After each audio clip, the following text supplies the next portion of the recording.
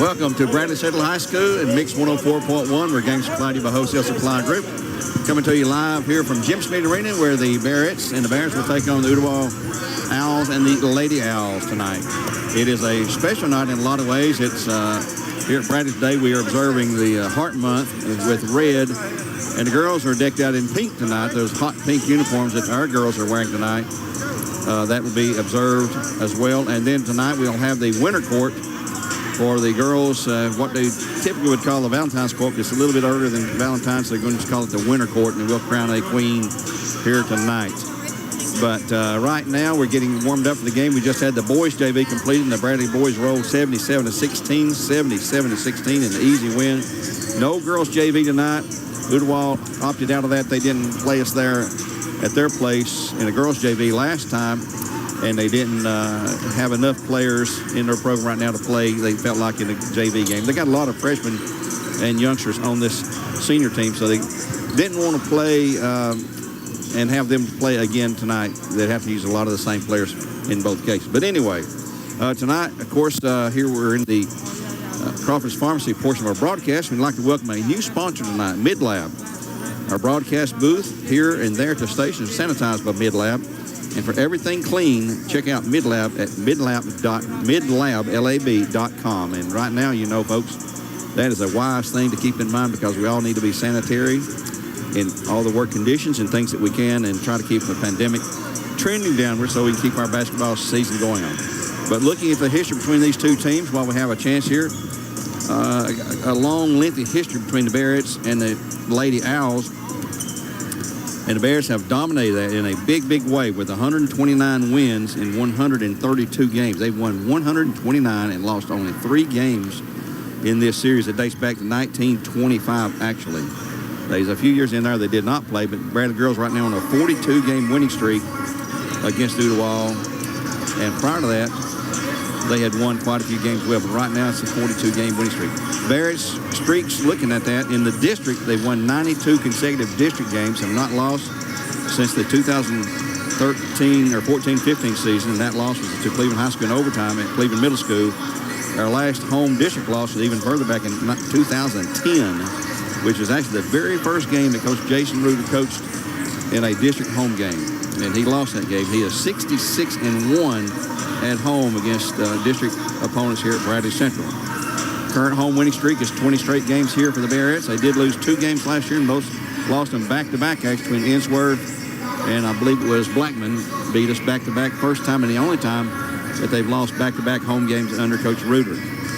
Right now, riding a current 15-game winning streak, so there's a lot of streaks involved in Bradley basketball, but there always are, Steve. It's just the way it is. I mean, you go way back and look at some of the streaks that Smitty had, and, you know, streaks are made to be broken. Smitty once went 13 straight years without losing a single district game, so Coach Reuter's not there yet. No. He actually has a better winning percentage than Smitty. He's almost 90%. He's 89-point-something% in wins, so that's pretty phenomenal. In the earlier meeting this year, back on January 12th, the Bears won at Ooltewah 69-29. Ooltewah talking to their coaches tonight. They know they're really undermanned against the Bears. Bears, by the way, still ranked number 1 in the state, coming in with a 17-1 record. He only lost to Upperman, who is unbeaten, 24-0 in 2A and number 1 there. And, of course, the Bears are 9-0 in district play. Ooltewah coming in with 1 win in district play, and that was over Saudi Days. They're 1-8 there, 2-12 overall. Next week, just looking ahead quickly for you, our listening audience, we will have a lot of games as we wrap up the final, the final week of the season, really. Next Tuesday, we'll be back here for our senior night with Saudi Daisy here at Bradley Central. And we'll also have Cleveland High School. I don't have my broadcast schedule in front of me, but we have their senior night. No, they've already had their senior night. That was this past Tuesday. And then next Thursday, we'll be on the road to East Hamilton in a makeup game that's postponed for December. We will have the broadcast for that here on Mix 104.1. Then next Saturday on the schedule, and I say that cautionary, we have the Knox Catholic girls at 1:30 and 3 o'clock for a girls doubleheader, followed by the boys with 4:30 and 6 o'clock doubleheader with Warren County. And those varsity games are both scheduled to be broadcast. Talking to Coach Clark here just a few moments ago, he's unsure that Warren County will honor that game because we had to give up our Warren County game over there due to a postponement that was used to make up the Cleveland game a couple of weeks ago. So that knocked us out of going over there. Whether they will return the favor and come here or not, we don't know. So anyway, we know tonight we're here to broadcast. We know we're here next Tuesday and next Thursday on the road to East Hampton. That's all I can tell you right now. At this point in time, I'd like to remind you about Billy's Volkswagen, locally owned and proud sponsor of local sports. Take a test drive in the award-winning, locally made VW Atlas at billysvw.com. And having said that, let's take a quick break, a 1-minute timeout, and we'll be back with more live coverage here on our pregame show broadcast.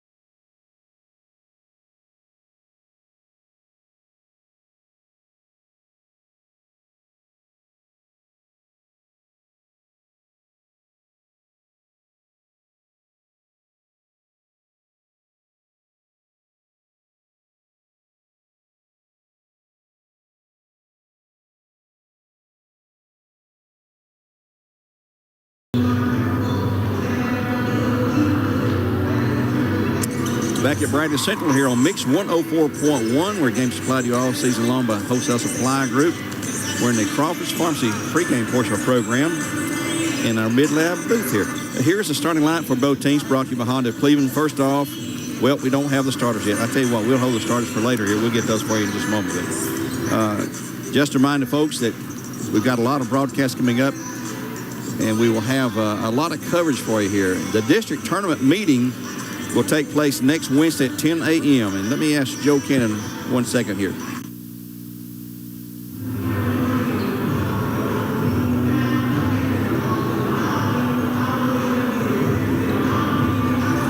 It is next Wednesday at 10 o'clock. And I was just telling our sports reporter here for the paper about that. We'll have that, and that will be the place where we pick up. It'll be the coaches deciding and voting on the all-district team for the regular season. Also the coach of the year, and they'll iron out the details on the district tournament, which will start on the 17th of this month. So there's a lot to be learned at that meeting, and it's closed to the public. It's just for coaches and media, actually, so it's going to be held next Wednesday morning at 10. We'll get the results and the outcome of that to the station as soon as possible, and Joe will have it in the paper on Friday. And we're about to have the national anthem coming up here and our starting lineup. So I tell you what, Morgan Denny back at the studio. Here is Gary Omby and Steve Wills, Gwen Schroyer. And by the way, tonight's game is being brought to you on the World Wide Web. Let me get that going for you. And we'll be back in 1 minute.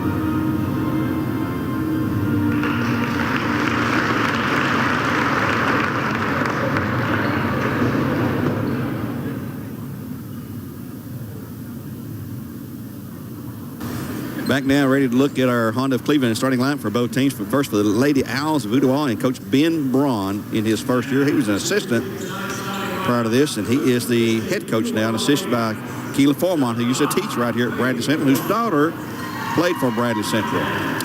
For Ooltewah, they'll start number 5, a junior, Faith O'Donnell.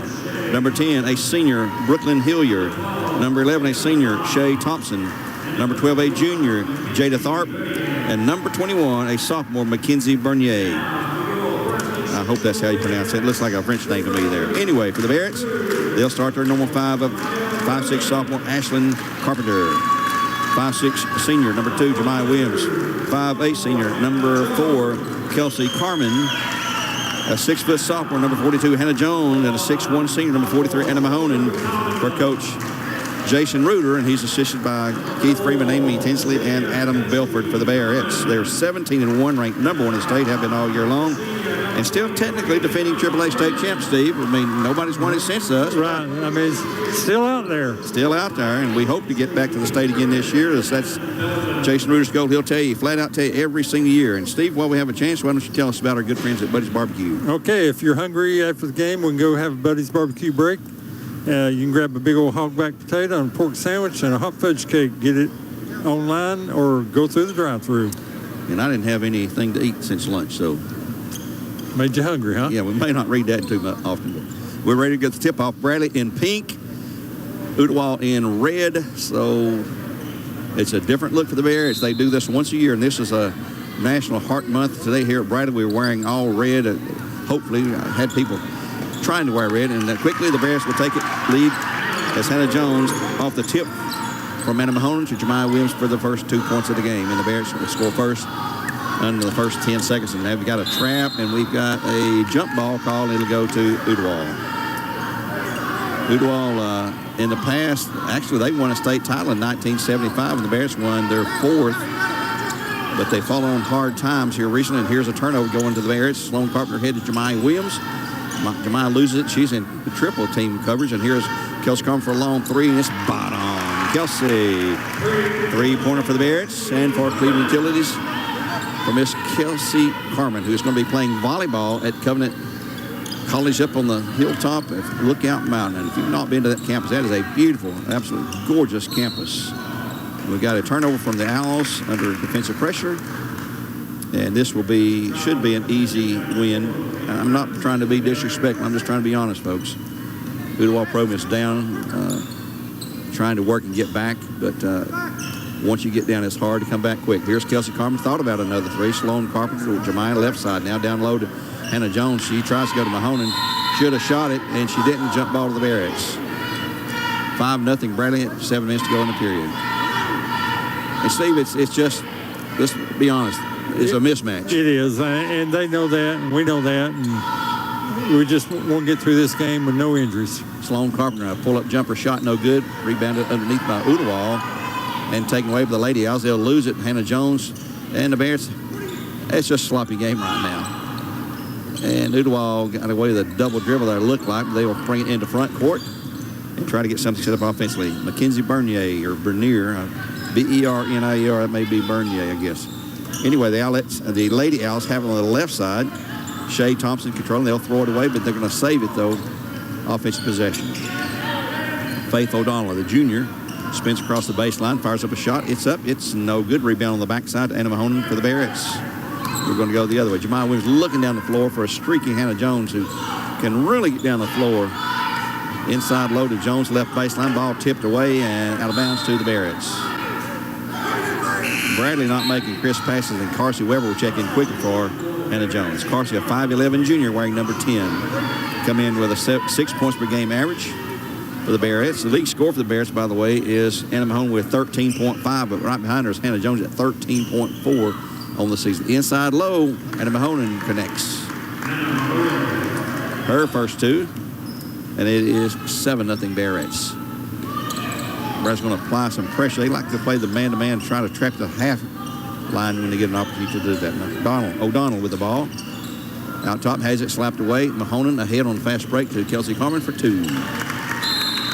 Time's going to be called by the Owls of Ben Braun. They'll take a break, and let's take one with him. Let's see what they're going to call. A quick 30-second timeout for Tennessee Valley Urology. We'll be back in 1/2 minute.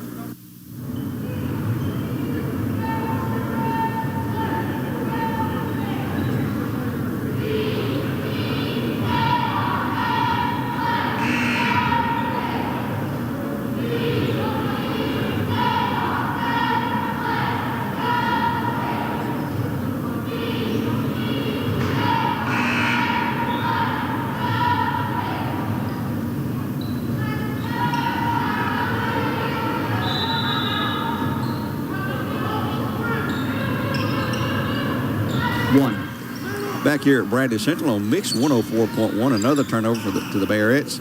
Sloan Carpenter racing down the floor, goes to the key, hands off to Mahoney. She short arms it, gets her own rebound, puts back up at the end for 2 more. She's got 4 now. Barrett lead at 11-0 here. I'd like to remind you about the Wojtek Center for Orthopedic Care. No matter if you're injured here at work as a sports injury, at home, or on the job, wherever it may be, they'll take care of you and can work on you and cure all of your orthopedic problems. That's the Wojtek Center for Orthopedic Care. Check it out at Wojtek.com. Long three, Udawal shot no good. Rebound back up and in by O'Donnell. Faith O'Donnell, it is. She is a junior. She's got 2. It's an 11-2 game. 4:47 to go in the opening quarter. Play from Jim Smitty Arena. Sloan Carpenter open at 3. Will not shoot. Jemiah Williams will pop a long 3, and it is too long, no good. Out of bounds to the Barretts. And for Bradley Central, Ashlyn Crittenden, number 0, a 5'8 junior.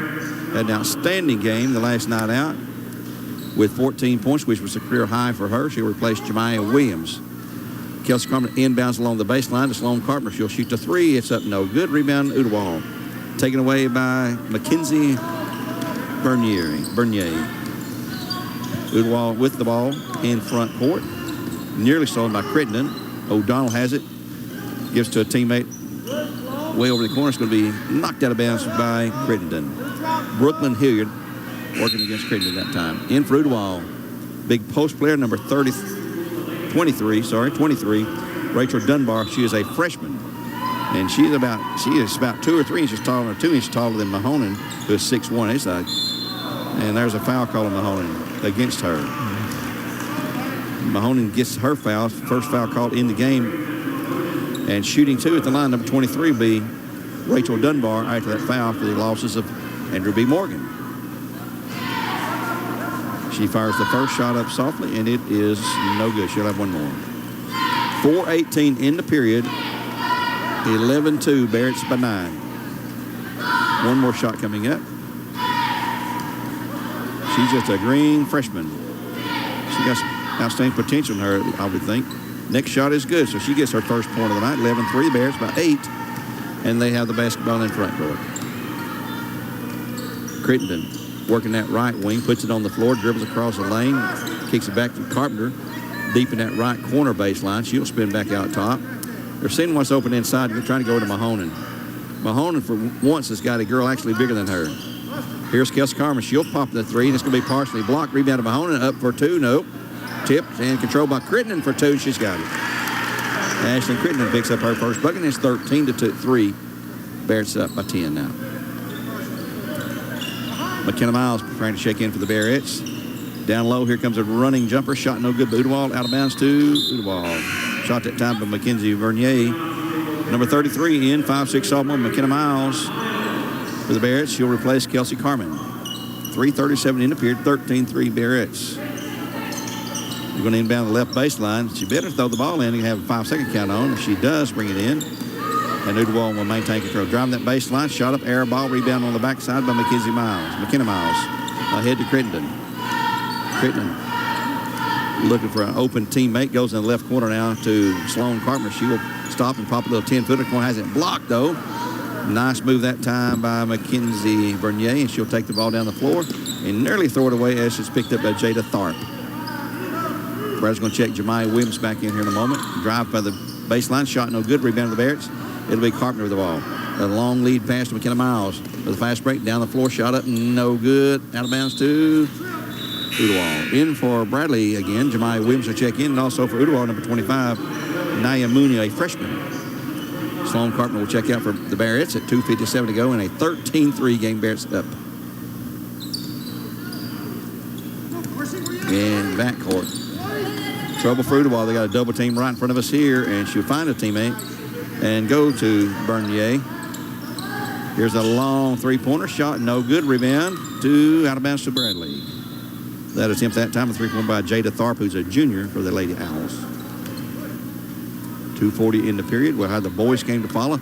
Between games, though, we'll have the presentation of the winter court, they call it. Sometimes, depending on when it falls, it's called the Valentine's court.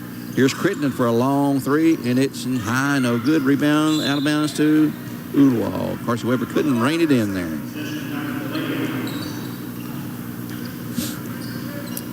We got a young man on the PA tonight here named Jara, an Australian bloke. Got to talk to him. He's a Lookouts broadcaster throughout the baseball season. Down low, the freshman drive, shot in, no good. Rebound back up and in, though, by Bernier. Her first 2 points. 13-5 our score. Bear's going to send back in Hannah Jones and Kelsey Carmen. Crittenden down low, inside to Mahonen. Turn around her up, and it's good off the glass. She's got 2. He's got 6 now. 15-5 Barretts. Minute 52 now in the period. Going to try to trap the ball. Handler down. She comes free. Shot up. Blocked behind by Mahonen. But Ooltewah grabs it back, and she's going to step out of bounds. Ball back to the Barretts. Kelsey Carmen be in along with Hannah Jones. Carsey Weber and McKenna Miles will check out for Bradley. Bradley will be here again Tuesday hosting Saudi Daisy. It'll be senior night. We'll have that game for you here. Jemiah Williams at three-point range is momentarily open. Hannah Jones is open for 2, and it rolls good. That's her 4th point of the game. 17-5. Bradley defense is really causing issues. Here's another turnover. Ball taken away. Kelsey Carmen ahead. Has it blocked away, though, and going the other way by Ooltewah. Lady Owls controlling out front with Tharp.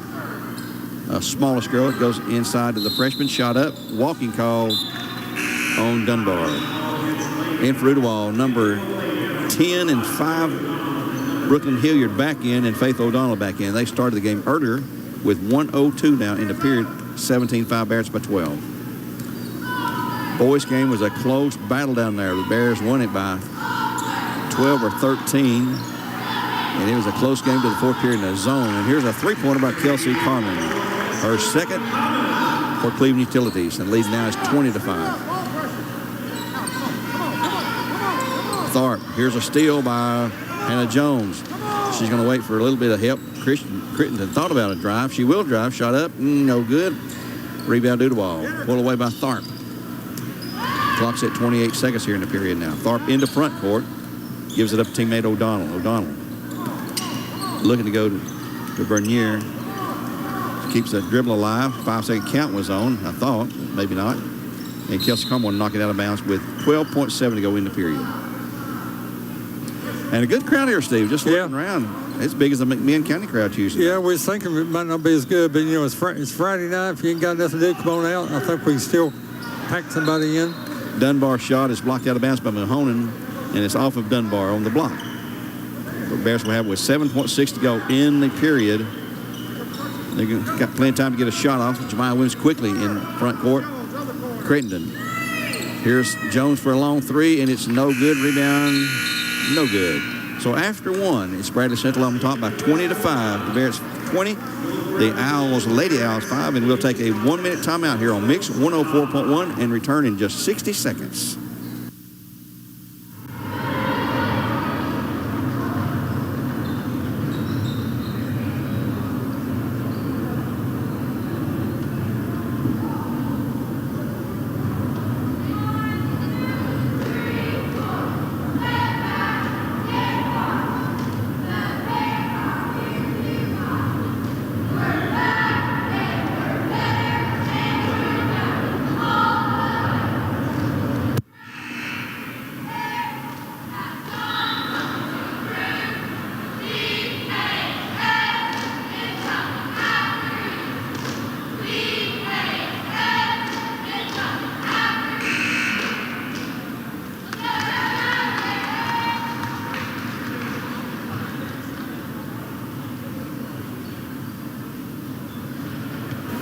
Back here for you on Mix 104.1, where we'll start the second quarter, and Bradley will change up a little bit to have Siler Falcon in from Mahoning. Bears up 20-5, start the second period.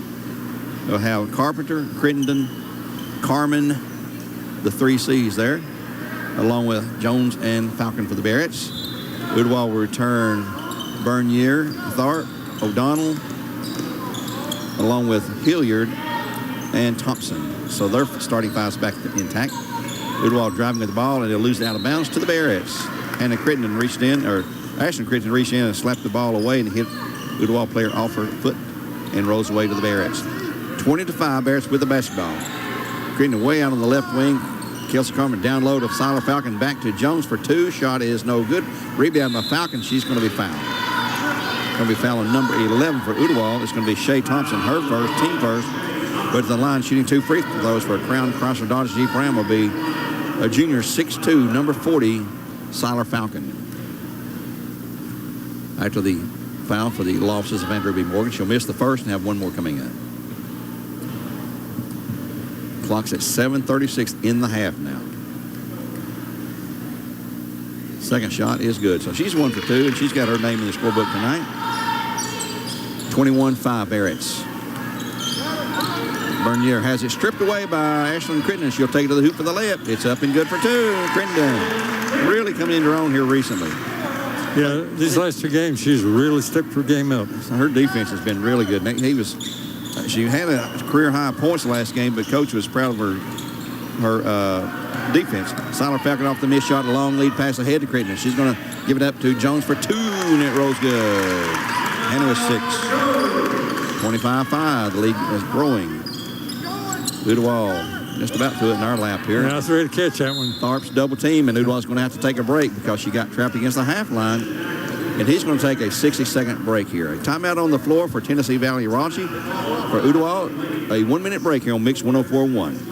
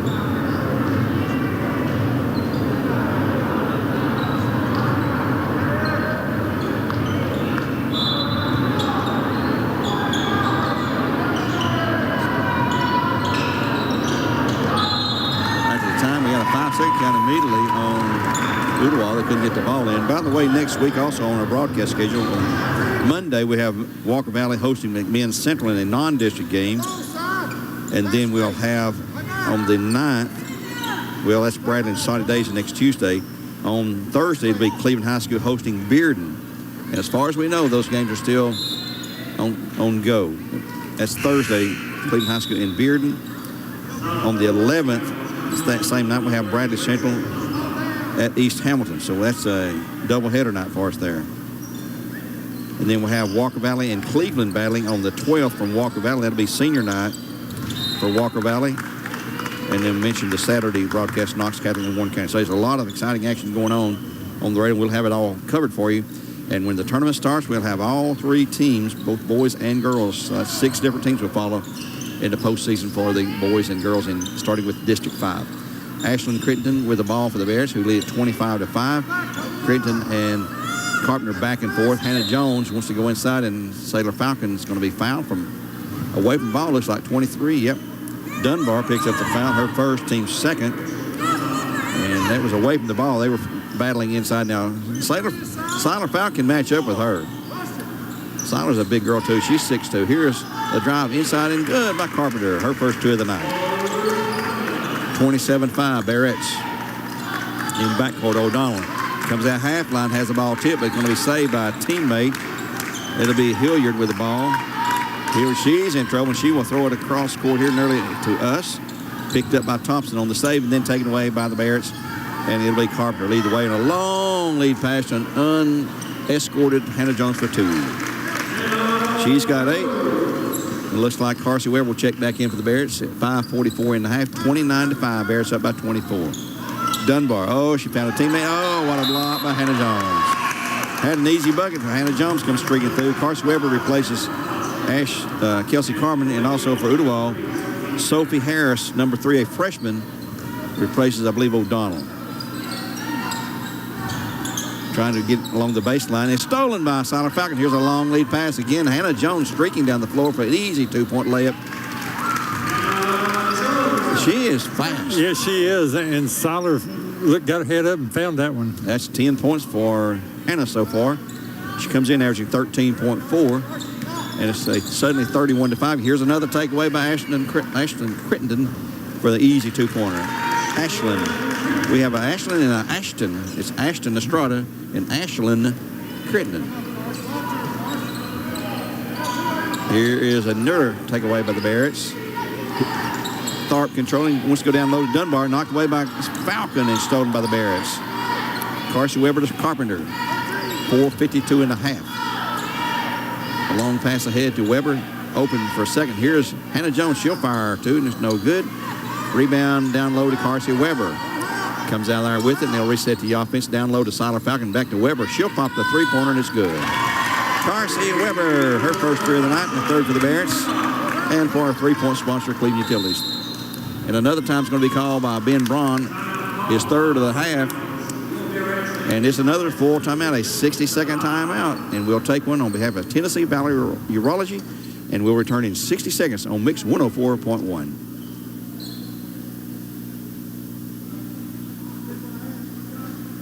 Clear 60. 1 minute. Yep, you're good.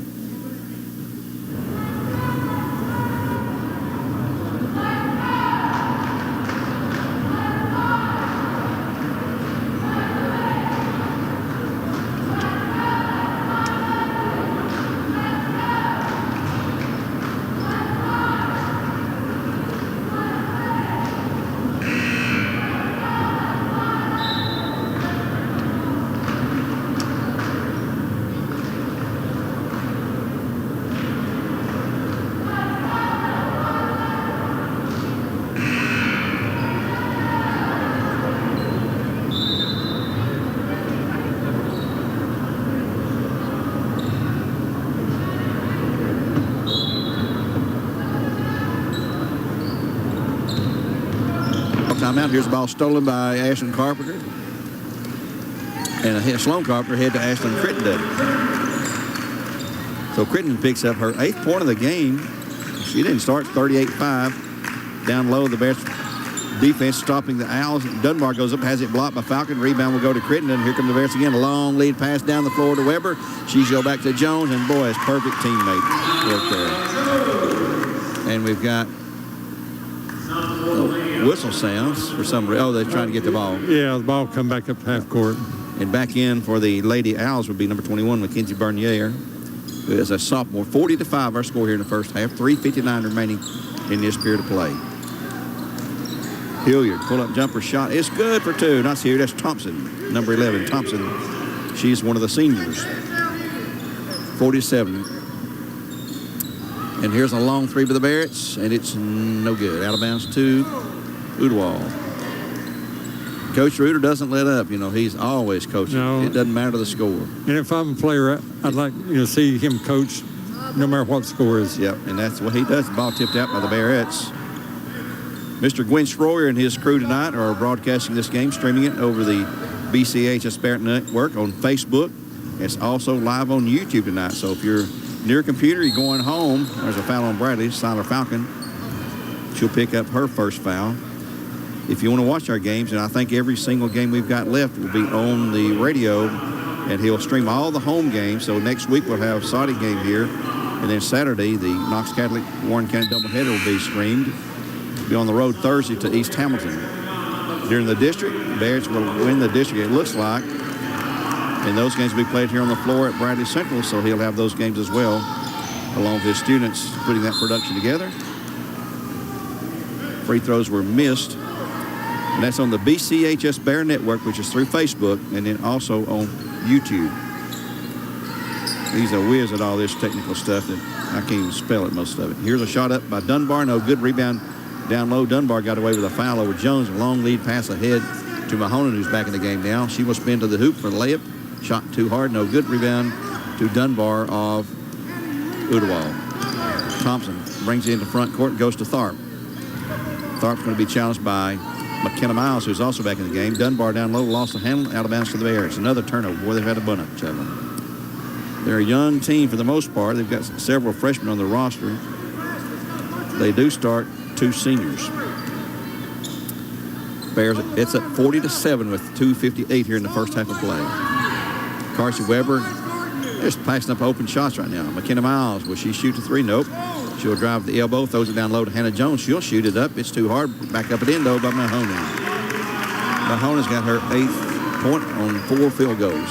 42-7. We have halftime stats. Here's a steal on great anticipation by Hannah Jones for the layup for 2 more. Jones has 14. So she's already captured her average here in the first half. Her average coming in is 13.4. And here's a ball lost by Udawal. Grabbed back and saved. And they'll maintain control. Very disjointed watching this game here. Shot by Udawal, no good by number 20 who's checked in. That's Nevaeh Torrance. Gets her own rebound, though. Dunbar shot up, partially blocked by Mahonen. Udawal maintains it. Here's Nevaeh again, shot no good. Rebound Bradley's Carpenter. Long lead pass to a streaky Hannah Jones. Man, she just takes off.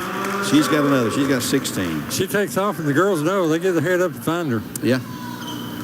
And she's tall, and there's a double dribble. Turnover Udawal. In for Udawal. Checking back in, number 5, Faith O'Donnell. Also back in, number 10, Brooklyn Hilliard. Our score 46-7. The Bears up by 39 points with 1:49 to go here in the first half of play. Coach Drew, you hear me in the background on the mic. He is always demanding. And here is a 2-pointer for Hannah Mahonen. She's got 10. 48-7. Here's a throwaway for Udawal again, going back to the Bearettes. I mean, Gary, he can't take his starting set or the starting 5 plus 2 or 3 more out at this point in the season because you're getting ready for district tournament and region. Oh, yes, and he's very aware of that, and their coaches are, too, from Udawal. I'd like to remind you about Fitness Center. Join now, get that excess weight off, get in shape, whatever you need to do. And they're down at the Village Green in the old Village Lanes Bowling Alley. That's the Fitness Center, one of our great sponsors this season. Bradley again with a fast break. Hannah Jones, this time we'll give it up to McKenna Miles, who has it blocked, and on the floor is a scramble for it, and the jump ball goes to the Bearettes. McKenna got hacked that time. Yeah. I could have called that one from over here. Yeah. She gets holding her right wrist, flexing it. She went inbounds, left baseline.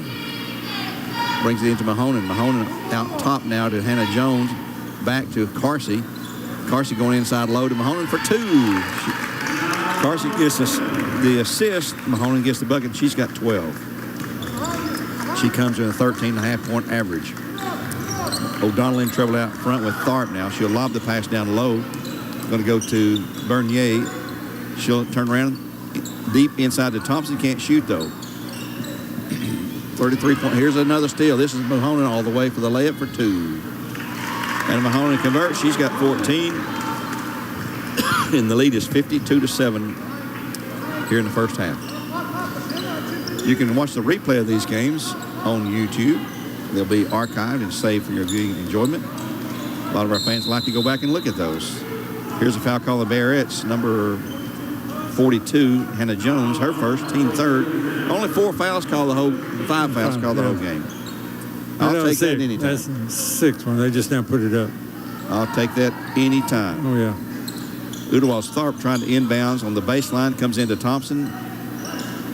Saved by O'Donnell with 8 seconds to go. They're going to get one final look, maybe. O'Donnell way out near the half line. She's got to get to somebody to shoot it. Here's a drive inside low by Thompson. Good for 2. So at the buzzer, the Lady Owls pick up their next bucket. And it's a halftime break. Bradley with a whopping lead of 52-9. Barrett's 52, Lady Owls 9. We will take a 2-minute timeout and return with more coverage here on our Southline Finance halftime show And you're listening to Mix 104.1, game supplied to you by Wholesale Supply Group. Back in 2.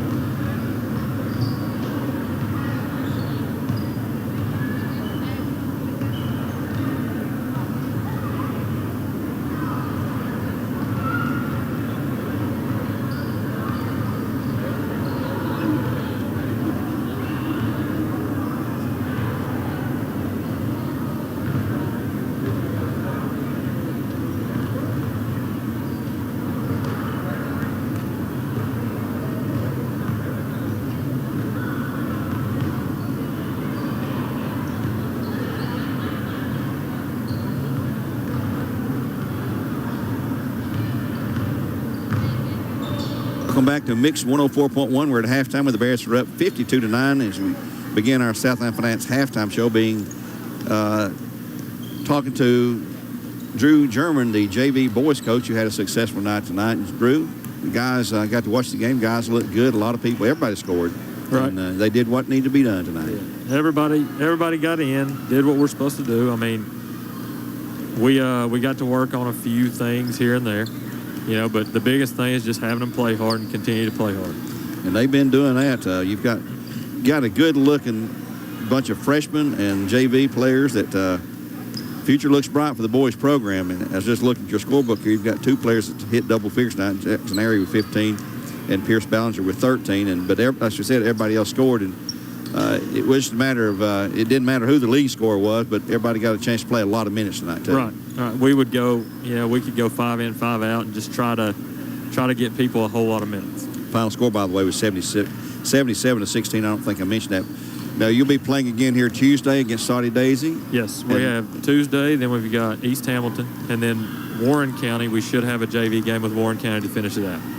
And the way that schedule's set up right now, it's going to be girls, and boys, and JV boys between the varsity games on Saturday, unless they flip it. Right. Yep. So, and we'll have broadcast coverage of that, no matter how it's played there, it looks like. But been a good year for you, and I think you still have just the one loss in the season. The first one we played in January.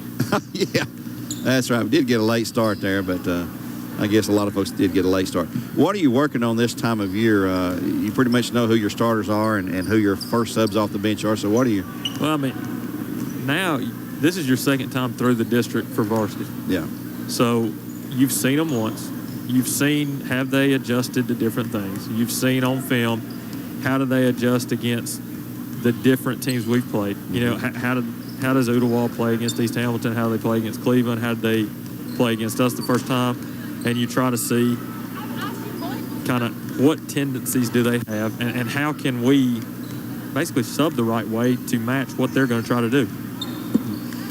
Well, for the varsity nights, it's a very, very important district game, of course. Mm-hmm. You got to protect your home court, as we always say, but Bradley's trying to stay in position there. And the tournaments, we're going to have our district meeting Wednesday, I guess it is, Wednesday morning, and we'll see what the tournament layout's going to look like and all that. We pretty much know, for the most part, what's going to be, but we'll get the all-district teams and the district coach of the year. But, Drew, we thank you, as always, for joining us here on Mix 104.1. Any final thoughts you'd like to share with us?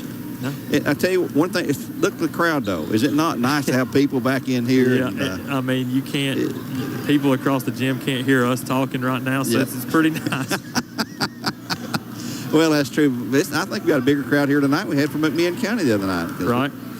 But it is good to see folks, and obviously we'd like to remind folks, you need to wear your mask, and we'll check your temperature as you come in, and please try to socially distance as much as you can if you're not in the same household. And Drew, you teach, I call it sort of a health course here, so you're all about that in your classroom and all that. We teach, I teach intro to health science education. Then I teach a rehabilitative sports medicine, exercise science, which is kind of the beginnings of exercise physiology that they'll see in college. Then a clinical internship. So, yeah, we've had a lot of good discussions because the first week or so is always safety. So we get to talk a lot about COVID, what we know, what we don't. We get to talk a lot about washing hands and what the proper steps are to washing hands. A lot of here's what different mask types do, and here's how you fit the different mask types the proper way. I should have gone to that class. And so, I mean, it's been fun teaching these classes. I mean, especially now where kids are. You're getting their attention now, I bet, a lot more so. It's a lot easier to go over hand washing in these days than it was, 5 years ago. Yeah, I imagine so. Well, thanks again for joining us as always. Look forward to seeing this. We'll be here Tuesday for senior night. We'll have you join us then if you can. Thank you very much. That's Mr. Drew German, who is the head coach of the JV boys team here on Mix 104.1 during our Southline Finance halftime show. And let's take another 2-minute break. And we'll be back with more live coverage here on Mix 104.1, where games supplied to you by Wholesale Supply Group.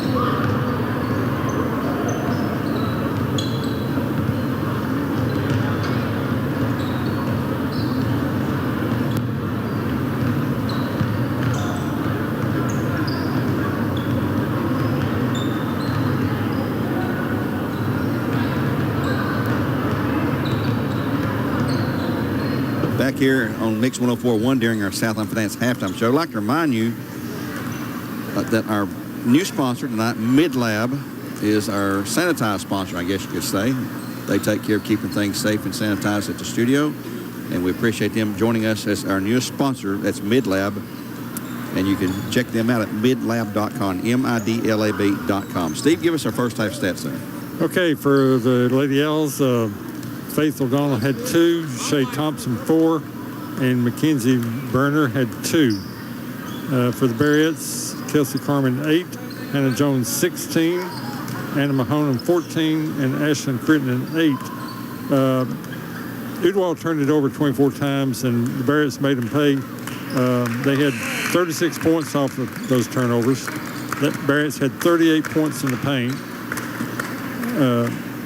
Barrett's only had 3 turnovers, which is absolutely fantastic. Yeah. And 2 of those were right in the first minute of the game. Yep, sure were. And Coach be tickled with that. And 27 points off fast break, and that's where Hannah Jones' 16 points have come from. And a lot of the Barrett's shots tonight are layups off steals. Yeah. Shot 55%, almost 56. Udwall shot 19%. Village Volkswagen is locally owned, is proud sponsor of local sports. Keep them in mind if you look for a new car, a used vehicle, or whatever. Check them out at villagevw.com.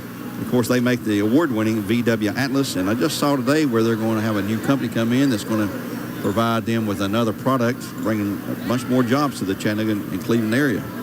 They've been good community partners since Volkswagen announced they built that new plant down there, and I think it's about 3,000 employees down there now, plus all the peripherals. So here we go, start of the third period of play. It'll be to Udawal. Bears up 52-9. 52-9. Bears on top of the Lady Owls. And it'll be Bradley Central starting with Carpenter, Jemiah Williams, Kelsey Carmen, Anna Mahonen, and Hannah Jones, a normal starting five for the Bears. And they always, Coach Reed will let his starters go again here in the third because, folks, we're building up toward the district tournament. Not going to cut any slack for anybody. No, you just can't. I mean, you feel bad for Ooltewah, but you just can't. No, you got to do what's best for your team, and the Bears are going to try to keep that momentum going, and they'll control on the offensive end. Here's Kelsey Carmen for a three, and it's good. She didn't think it was good. She took off after it, but she's got her third of the game, and it's the fourth for Cleveland Utilities for the Bears, 55-9. Coach Reuter, he'll tell you, he said, we got to keep our kids in top shape. We got to keep our momentum going, our flow going, and we're not going to back down. Here's a fast break for the Bears. Kelsey Carmen to Mahonen for two. Beautiful feed from Carmen. Yep. An initial pass was from Jemiah Williams. 57-9 Barrettes. Ooltewah comes back with O'Donnell. Hilliard tops. Here's another turnover. Jemiah Williams going one-on-one for the layup. Shot is short, but she'll draw the foul. She'll shoot a couple of free throws after she's hacked by O'Donnell. O'Donnell's first of the game, team first, and the line to shoot two for Crown Crosser Dodge Jeep Ram will be little number two, and a sweetheart of a girl. If you know her, she's always smiling. That's number two, our senior, one of our seniors, Jemiah Williams. She'll fire the first one. It's good. Her first point of the night after the Andrew B. Morgan lost his foul for the Lady Owls with 7:07 to go in the period. One more shot up softly, and it is going to kick away. No good. Rebound by Thompson. 58-9 Barrett's with a commanding lead. Turnover to backcourt. Mahonen pulls it away. Goes a long out the pass ahead to Hannah Jones, and she's going to have somebody chase her down and block it behind. And it's going to be knocked out of bounds to Ooltewah. One of the few times Hannah didn't protect the ball as well as she should. She's smiling about it. Yeah, that's the first time she's had a shot blocked in a while. Yeah. She's 6-footer, and she may grow. And I asked her the other day on the interview if she's going to get any taller, and here's another turnover by Ooltewah. She thought she had peaked out probably, but who knows. We'll have a running clock in the fourth quarter play. Dunbar's going to check back in for the Lady Owls. Next opportunity as Carpenter brings it into front court. Top of the key goes to Kelsey. She'll fire another three, and this one is no good. Chases down her own shot this time, though. And she'll go have it knocked out of bounds as Dunbar checks in for the Lady Owls. Dunbar did not start, but came in and played in the second period as Thompson will check out. With 6:30 in the third, Bears with a commanding lead of 58-9. Inside low, Mahonen had it rattling kick out, kicked out of bounds to Ooltewah. Nice crowd here tonight, very quiet crowd, not a whole lot to get excited about really. The boys' game is going to be a little bit more up tempo. Yeah, both ways. Bradley JV boys won 77-16 tonight. By the way, Walker Valley's at Saudi Daisy tonight. We may have scores from there. I'm sorry, they're at East Hamilton tonight. We might have scores. Another turnover, Ooltewah for the Bears. Mahonen into the paint to Jones, and she's going to be called for walking. Walker Valley at East Hamilton tonight, and the Cleveland girls are at Upperman up in Baxter, Tennessee. We were there earlier this year. Bears' only loss of the year sustained right there. They got whacked pretty good. That's the only loss for the state's #1 ranked AAA team, Bradley Central Bears. Here is a nearly turnover. Cleveland boys are off tonight. Their next game will be at Oak Ridge on the 9th. And here's a drive and a fast break down low, and Mahoney will throw it away. Should have taken to the hole. Coach Reuter not happy. And I think he's going to give her some pine time. Siler Falcon will check in, and it's going to be too late now. They sounded the horn, but the ball had already been inbound. 5:44 in the third quarter. Here's a turnover. Mahoney will take this one for the layup, and it's good for two. She's got 16. Make that 18. She got 18 points. And here's a tip away, grabbed. It's to Ooltewah. Mahoney checks out. Falcon checks in.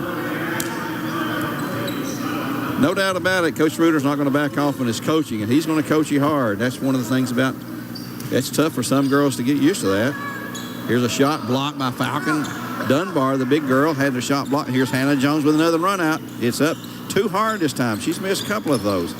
Rebound goes to Bernier of Ooltewah. Drives against Williams, gets bumped. Ashton Estrada's going to check in as we got a jump ball to the Barretts. Estrada checks in for Hannah Jones. Seiler was just right in the right place at the right time, stuffed her down. Estrada, another 6-footer from Barrett. She is a senior. Kelsey Carmen thought about shooting that three. Jemiah Williams will not. Sloan Carmen back to Carmen. She is open, and it's short. Rebound to Udawal. She's a little bit off from her mark right now. Ahead to Bernier. Drive shot up. It's no good, but she'll draw the foul off of Williams, I believe. Yep, Jemiah Williams picks up the foul, her first. For the Bears, we got several players checking in. We have McKenna Miles, Ashlyn Crittenden, and Carsey Weber. At the line shooting 2 free throws. Number 21 is going to be Mackenzie Bernier. And back in will be Thompson for Udawal. First shot is no good. Kelsey Carmen, Jemiah Williams, Sloan Carmen will check out. And with 4:51 to go in the third, the Bears up 60-9. One more shot for Bernier. It is good. That's her third point of the game. 60-10 our score. Bears up by 50 points. 4:46 to go. Barrett's Crittenden out top to McKenna Miles. She'll shoot a three, and it's good. Wow. Long three for McKenna and the Barretts. That's the fifth for Cleveland Utilities. 63-10. O'Donnell lost the control. Here goes Ashlyn Crittenden on a run out. She's got 2. Got her with 10 now. If I had it right, she had 8 in the first half. Yeah. Time's going to be called Udawal, and we'll have a 30-second timeout called by the Lady Owls at 4:18 to go in the third quarter play. 65-10 Bears here on Mix. Barrett's here on Mix 104.1. We'll take a 30-second timeout on behalf of Tennessee Valley Urology.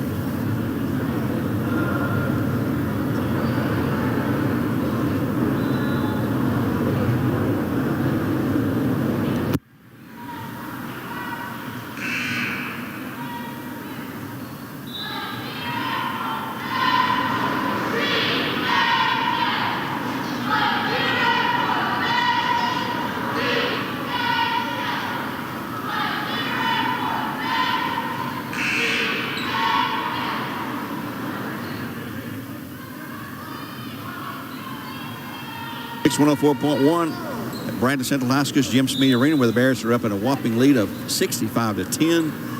And just got an update from East Hampton, where Walker Valley leads the East Hampton Lady Hurricanes 25-20 at the halftime break.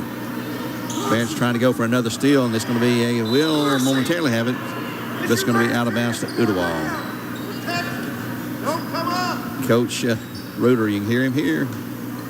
Where'd that come from? Upstairs. Why is anybody up over the ball? It'll be an inbounds pass coming into Dunbar. Wants to go around Falcon. She does. Shot no good. Rebound out of bounds to Bradley.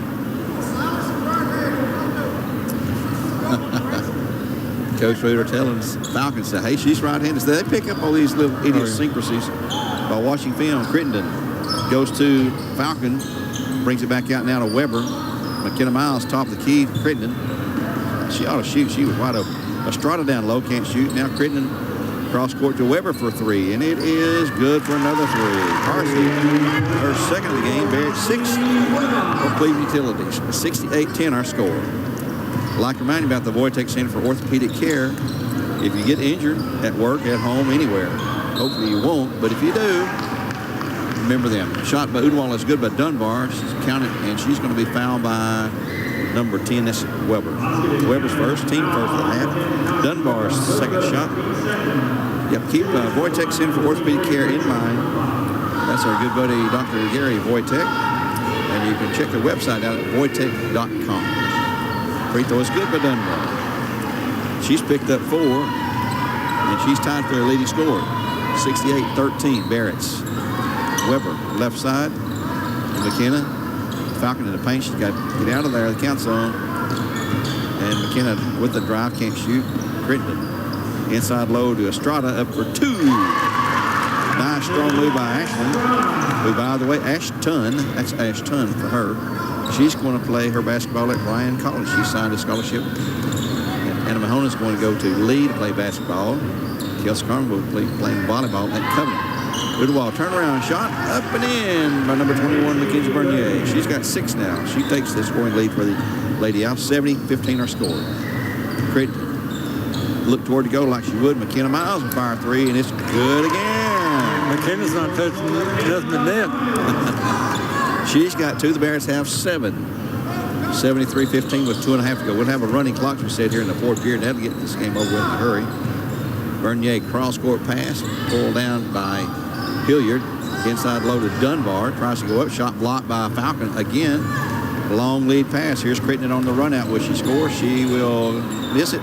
On the backside, McKenna Miles, as Crittenden is down. I hope she is not hurt. And the foul's going to be called Udall's number 11. That is Thompson, her second. Team second and a half. And the line to shoot. Crittenden gets that a little dazed. McKenna Miles for Crown Chrysler Dodge Jeep Ram. The first shot is good. McKenna picks up her 7th point. Back in is Brooklyn Hilliard for the Lady Owls. We had the Lobsters Van B. Morgan foul called. Shot is no good. McKenna chasing her own rebound down. Inside low to Estrada. Missed. Back up by Falcon for 2. Siler's figured it out, I think. She's finally learning to play the post position. 75-16. Here with the basketball. Goes to Thompson, trying to shake free from Crittenden. Can't do it. And now Tharp on the drive to the baseline. Quick little ball handle. She'll fire up a shot. It's air ball, no good. Rebound on the backside to the Barretts. Minute 38 here in the third. 75-16. Boys game to follow here tonight. Again, Walker Valley up 25-20 at the halftime break at East Hamilton. I got a new update, Gary. East Ham's up 36-33 after 3. Okay, so they're about in the same area that we are. 36-33 East Ham after 3. Falcon Udawal's number 11. Again, it's going to be Thompson, her third, team third, at the line to shoot 2. Ashton Estrada for Crown Chrysler Dodge Jeep Ram. First one is good. She's always been a good free throw shooter. She's got 3 points for Udawal. Bernier returns. I hope I'm pronouncing her name right in case her friends or parents are listening. I've been scolded by parents before. It'll be the last time. Second shot's also good for Estrada. 77-16. Barretts with a huge lead of 61 points. 1:27 to go. Hilliard trying to drive. It's going to be out of bounds to Udawal. A lot of broadcasts coming your way here on Mix 104.1 and the Buzz 101.3, maybe even Fiesta 99.1 coming up. Especially we get to the district play. Here's a shot inside, blocked by Falcon. Grabbed back by Bernier, blocked again by Falcon. Grabbed this time by Estrada, and she'll give it to a Barrett and the person of Ashlyn Crittenden. Long lead pass ahead to McKenna Miles. Crittenden's going to shoot the three-pointer, and it is no good. Rebound to Carsey Weber for the Barretts. Carsey back to Crittenden, down low to Estrada for 2. Count it, she's going to be fouled. Estrada picks up another bucket. Foul on Udawal's number 21. It's going to be Bernier, her first.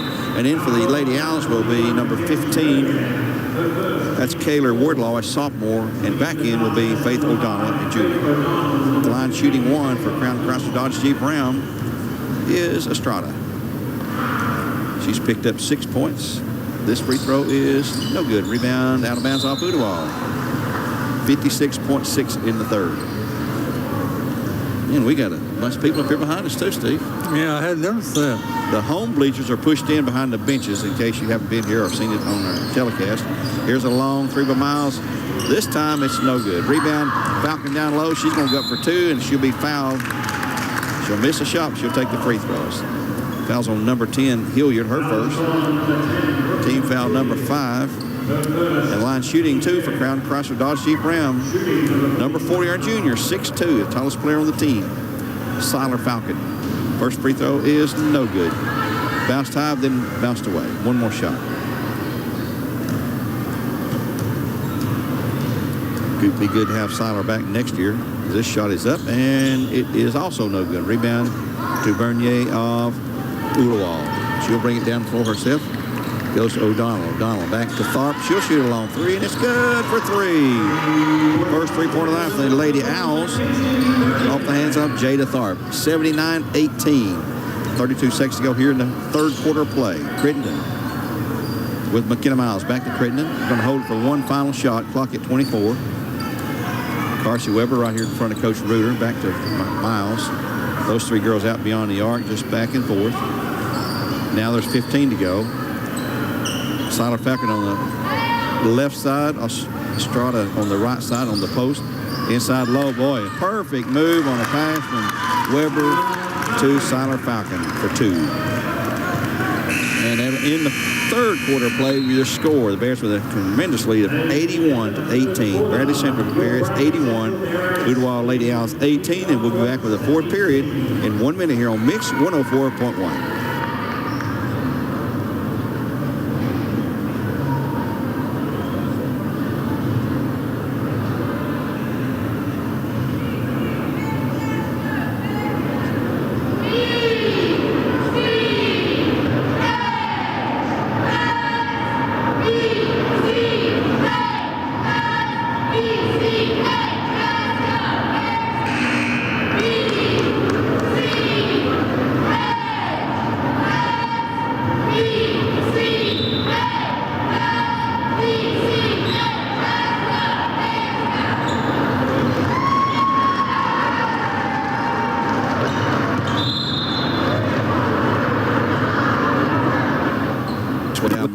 You got 20 seconds. Oh, sorry.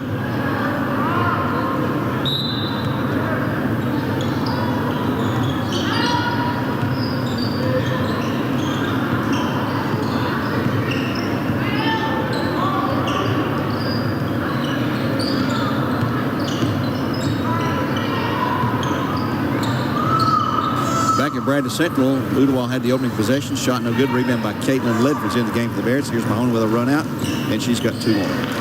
Anna Mahoney now with 20 points. We have Anna Mahoney, Erica Swick, a sophomore. Erica is a 5A sophomore. Jemiah Williams back in the game, along with Caitlin Ledford. Caitlin is a 5'7" junior. And here's a turnover by Ooltewah, picked up by Jemiah Williams. Long lead pass ahead to Erica Swick for 2, and she's going to be called for walking. She knew she had a trailer following her, and she lost it. And the clock needs to be running. Yeah, now it's running. It's something on the dead ball that time. Ooltewah trailing it big, and here is a Ooltewah mistake, but they will save possession of the ball. Here trying to drive against Jemiah Williams. Jemiah's working hard. They'll go down low to the new girl who's checked in, Wardlaw. Wardlaw has taken away by Mahoney. Here's an outlet pass to Erica Swick. Swick 1-on-1. She'll go to the hoop for the layup. Shot and rimmed away, no good. Caitlin Ledford with the rebound, back up for 2. Shot good. So Caitlin picks up 2. If we could get Ledford to score, maybe get Morgan Cartwright in here in a little while. I don't see Morgan. She's there. She's buried back there. We couldn't see her. 86-18. Here's a shot blocked by Ledford. They're going to call a foul on her. Caitlin Ledford picks up her first foul, team foul number 3, and she'll shoot 2. To the line is number 10. That's Hilliard. After the losses of Andrew B. Morgan foul. Dunbar and Thompson going to check back in. Shoot with Dunbar. Yes, Thompson going to shoot. Come back in. Free throw is good for Hilliard. Dunbar coming in at post, and Thompson going in for the shooter. 86-19. 6:21 to go. One more shot, and it is good. So here's got 2 points, both on those 2 free throws, 86-20. And Bears could hit 100. I don't know if they will or not. It's hard to do in a Mercer Rule game. Yeah. Jemiah Williams, Erica Swick, right side, back to Williams. Left side to Ledford. She'll shoot to 3, and it's off the mark. No good. Rebound to Kelsey Carmen, who wrestles for it. Down low, they'll go to Mahoney, and she's going to go up and shoot. Oh, it rolled away. No good. Rebound, Ooltewah. Pulled out of there by one of the young Lady Owls. That'll be Thompson. Working 1-on-1. Cross-court pass, bad pass, picked away by Caitlin Ledford. They're throwing passes, and they're not really looking to where those are going. That's their problem. Kelsey Carmen in the paint to Ledford, going up for 2 with the left hand. Shot no good. Rebound by Bernier. She'll take it down the floor herself and give it up in a turnover to the Bears again. Kelsey Carmen with the ball. Long lead pass to Ledford, and she has her shot blocked. And right now it's just street ball, and it's going to be lost out of bounds, but to Ooltewah. Sloan Carpenter will check back in for Ledford. With 5:18, clock is running. 86-20. Tharp pass in front court to Dunbar. Has her shot blocked again. Boy, to be that big a girl, she's had a lot of shots blocked. This time Mahonen smacked it down. In for the Barretts, Siler Falcon will replace Mahonen. Ooltewah ball along the baseline. She's right under the goal. I hope she realizes that. Tharp to inbound. She would come in low and tipped out of bounds. Still with Ooltewah. Clock runs at 4:39. We'll have you final on the Walker Valley girls at East Hampton. Walker Valley was losing 36-33 at the end of the third period, the last score we had. We should have an update probably not before this game is over because we're in a Mercy Road game here. Erica Swick with a takeaway. Long lead pass to Jemiah Williams. Jemiah will fire it herself for two. Shot no good. Rebound back up by Kelsey. Can't make it. And one more time no good. A third time no good. Rebound this time to Ooltewah as Tharp dribbles between a double team. Spins free. She will go to the corner. Chased by Jemiah Williams. She'll dribble it off her toe as Carsey Weber will check in for the Barretts. Kelsey Carmel will check out. 3:55. Clock continues to roll.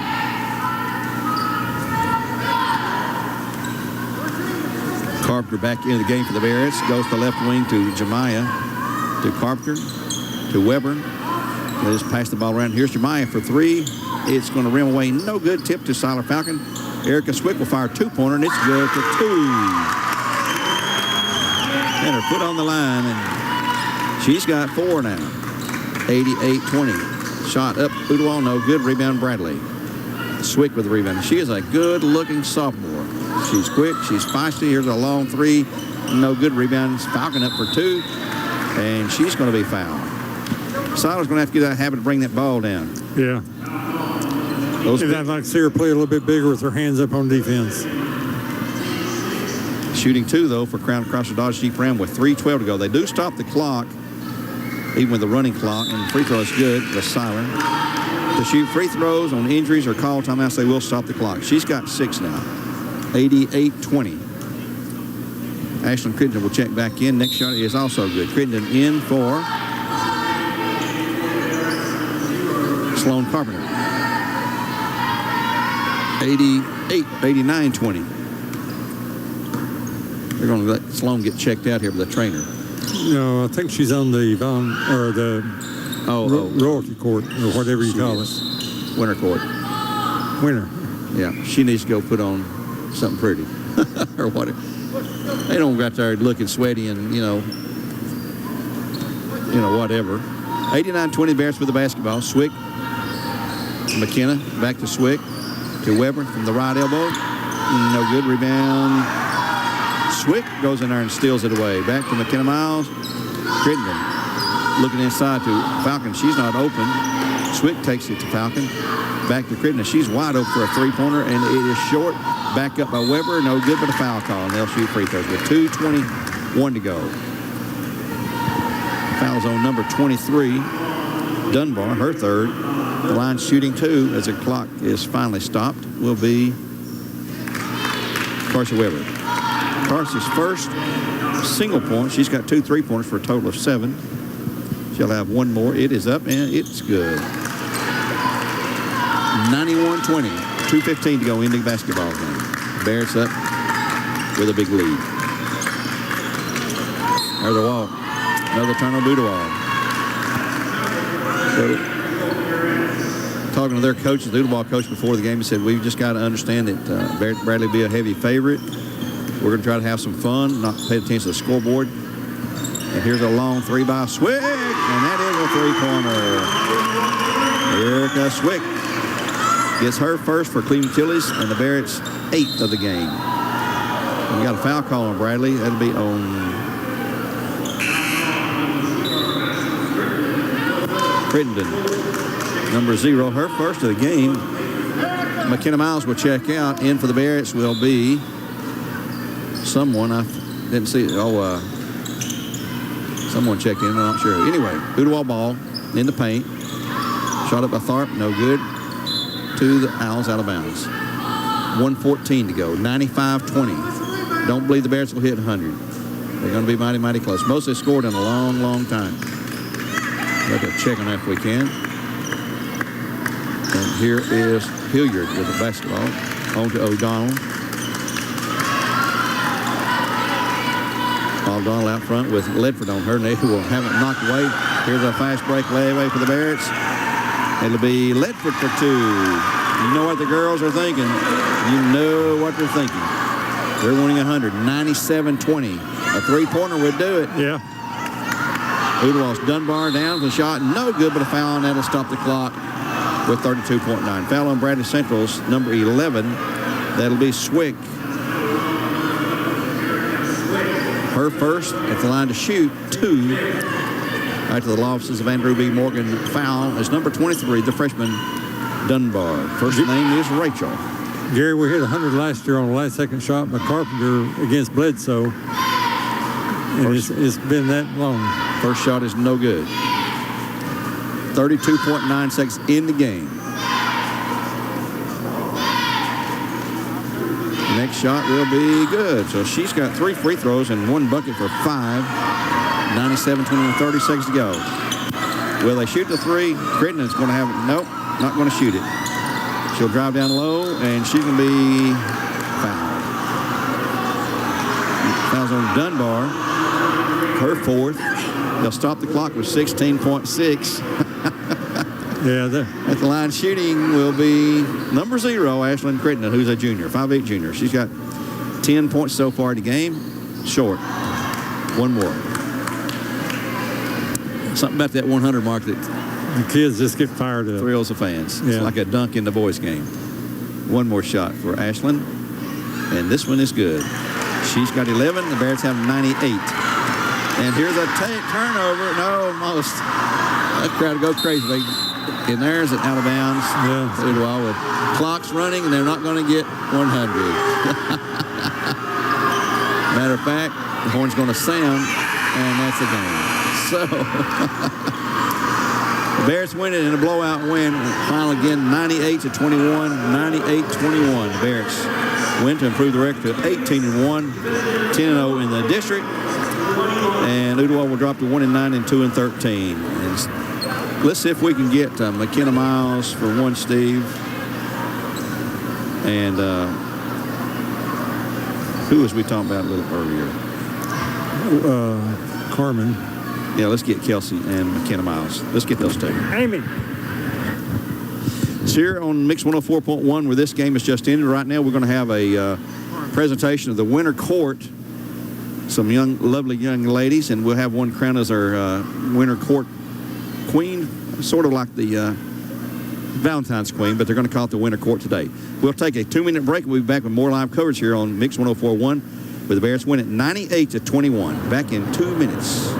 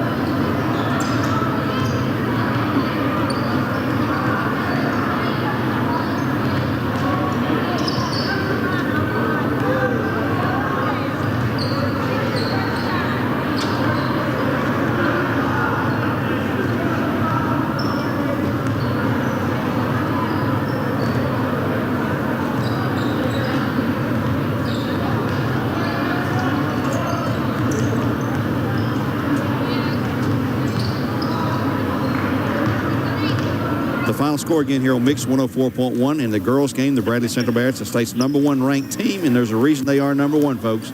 They rolled tonight 98-21 over the Ooltewah Owls. The Bears now 18-1, 10-0 in district play in 5 AAA. Next games coming up Tuesday will be here with Saudi Daisy on senior night, another district game. Then next Thursday, the makeup game is postponed with East Hamilton. That'll be at East Hamilton. We'll have broadcast coverage of both of those games. Then the final game of the regular season for the Bears and Bearettes will be next Saturday when the girls will take on Knox Catholic in the girls doubleheader beginning at 1:30. And the boys will follow that after the 2 girls games. Warren County boys are scheduled to be here, and at this point they are still coming. They may have to use that date as a makeup game, but right now they're still coming for a 3:30, a 4:30 at 6 o'clock doubleheader there with the JV boys being first. We should have broadcast coverage at that game as well. We'll have the stats for you on the girls game here in just a moment. We look at the boys game coming up here. The Bears at 7-8, 3-6 in district play. And the Owls, I do not have their record. They've not been posting their scores anywhere that we can see those, but Coach Chuck Clark in his 8th season here at Bradley Central, he is 14-2 against the Owls. Coach Jay Williams is the coach for the Owls of Ooltewah in his 5th year. He came out of retirement. He's a very nice older gentleman, I guess, in the coaching ranks, we could say that, but he has come out of retirement to help straighten out a problem they had at Ooltewah, and he's been there, and he's a joy to be around for the Owls. But in the series here, the Bears have played the Owls 137 times, and they hold a 110-27 edge. 110-27 edge, the Bears over the Owls. Earlier this season, let me hand Steve my scorebook so we can get our starters for us here. Earlier this season, the Bears won it 70-56. So, Steve, you'll get our starters there for us. We'll be ready to go here in a few minutes with that broadcast. Looking at the Bradley scoring here in the game that was just completed, they win at 98-21. For Bradley, they were paced with 3 players in double figures, 18 points apiece from Hannah Jones and Anna Mahonen, 11 from Kelsey Carmen and from Ashlyn Crittenden. Also scoring, Sloan Carpenter with 2, Jemiah Williams with 1, Carson Weber with 8, McKenna Miles with 7, Ashton Strada with 7, 6, Siler Falcon with 7, Erica Swick with 5, and Caitlin Ledford with 4. So every Bear that played and everybody on the play team that dressed played tonight. So everyone scores. For Ooltewah, they were led with Mackenzie Bernier with 8, Rachel Dunbar with 5, 4 from Shay Thompson, 2 apiece from Brooke and Hilliard and Faith O'Donnell, for a total of 21. Bradley's defense forced 41 turnovers tonight, 41 turnovers for the Lady Owls. Bearettes with just 6 of their own. Bradley picked up 27 steals and dominated on the boards 43-32. Shooting percentages for the Bearettes for the game, 40 of 80 for 50% overall. 3-point range, 8 of 22 for 36.4. At the free throw line, 10 of 17 for 58.8% for Ooltewah. A very, very cold 18.9% overall for 7 of 37. 3-point range, just 1 of 4 for 25%. At the free throw line, 6 of 11 for 54.5. Bears scored 55 points off turnovers.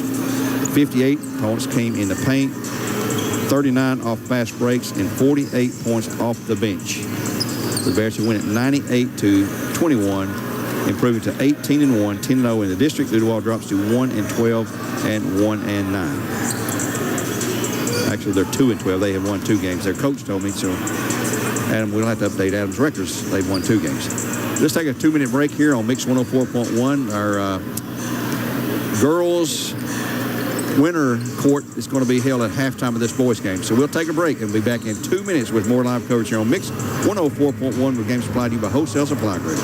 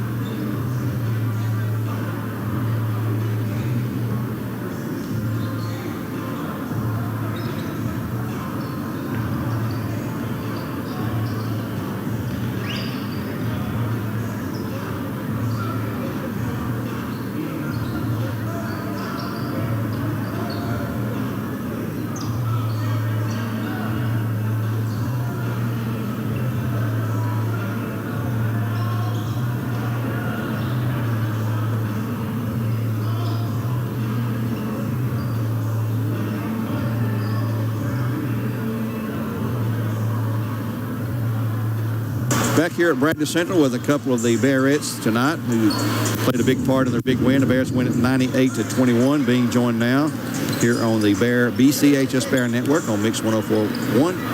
BCHS Bear Network also available through Facebook and YouTube, thanks to Mr. Glenn Schroyer and all his technical knowledge making that happen. Being joined now by one of the seniors. We'll start with our senior, Kelsey Carmen, and you're going to be playing volleyball at Covenant College up on top of Lookout Mountain. Yes, sir. Yes. Well, we knew it was not going to be too much of a challenge tonight, and I'm trying to be respectful to Ooltewah. I know the program's down right now, but the team seems to be playing really, really well right now. Do you agree with that? Yeah. Don't just nod your head now. This is radio. You got to talk to me a little bit, okay? Yeah. I think at the beginning of the season we had our moments, but we're really coming together now. So. Well, it seems like you're playing really well, and like I said, Ooltewah is not the stiffest competition we faced here.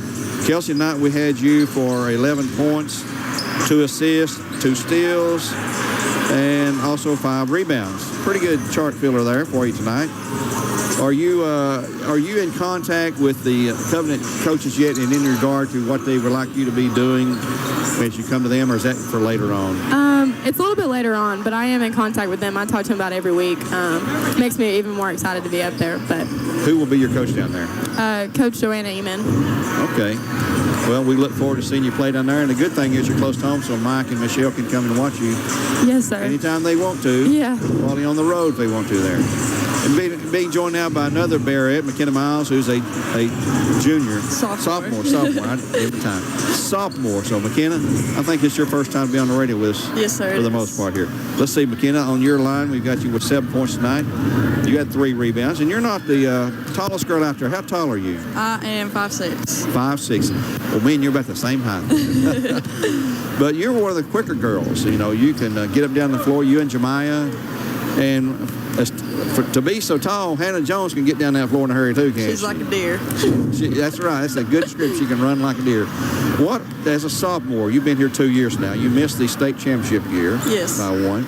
So you're going to get us back there again, I hope. Yes. What would you like to improve in your game?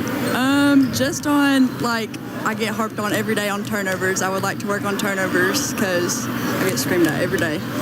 Well, several times on the radio tonight. I'm just going to check real quick, like, see if you ain't turnovers tonight. Nope. None. She had a clean game tonight. and people unfairly, I think, criticize Coach Reuter because he didn't let up tonight. No, he didn't. No, sir. You know how he coaches. You make a mistake, you're going to see the bench for a few minutes. But he's told me numerous times, I'm trying to get my girls ready for the postseason. And we're a week and a half away from that season being over, and he's just trying to keep you in top-notch shape so that your momentum carries you through and that everything that you're seeking is out there in front of you. And we got a chance to have a lot of more games right here on Bradley Central's floor. And it's nice playing in front of a crowd once again, isn't it? Yes. Yes. But I'm sure as a senior, there's not a whole lot left for you to improve on right now. Just keep up I can always improve. Tell us what you want to improve on then. Probably my ball handling. Coach Reuter always emphasizes that all the guards can bring the ball up. So I would say probably. Yeah, he took you out a couple of times tonight. You had a turnover there, it looks like. But you had a couple of assists, had a couple of steals too. But he's always in a teaching mode, coaching mode. He's not going to back up, no matter who you're playing. But we look forward to the postseason. We look forward to the rest of this season too, though. But nice to have you here. We're going to let you both go now. Thank you, Kelsey Carmen, a senior going to Covenant College to play volleyball, and McKenna Miles, a sophomore, we got for 2 more years. Thank you. Good Thank game, you. girls, both of you there. Thank you. Thank you for joining us there. That's McKenna and Kelsey joining us tonight. Thank you, girls.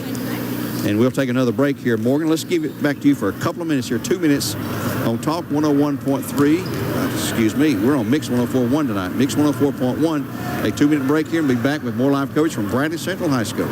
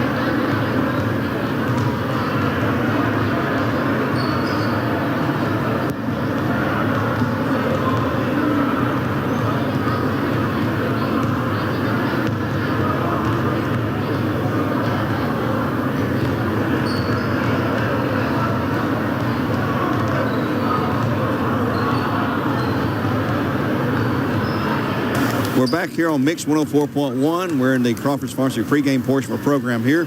Earlier tonight, the Bradley Central boys JV team won 77-16. There was no girls JV. Ooltewah opted out again. They don't have enough players in the program to support a true JV team, so there was no JV girls game tonight. And the Bradley Central Bearettes, the state's #1 ranked team in AAA, rolled to a 98-21 win tonight over the Lady Owls of Ooltewah. Bears now 18-1 and 10-0 in District 5 AAA play. And their next action will be Tuesday night right here at home versus Soddy Daisy.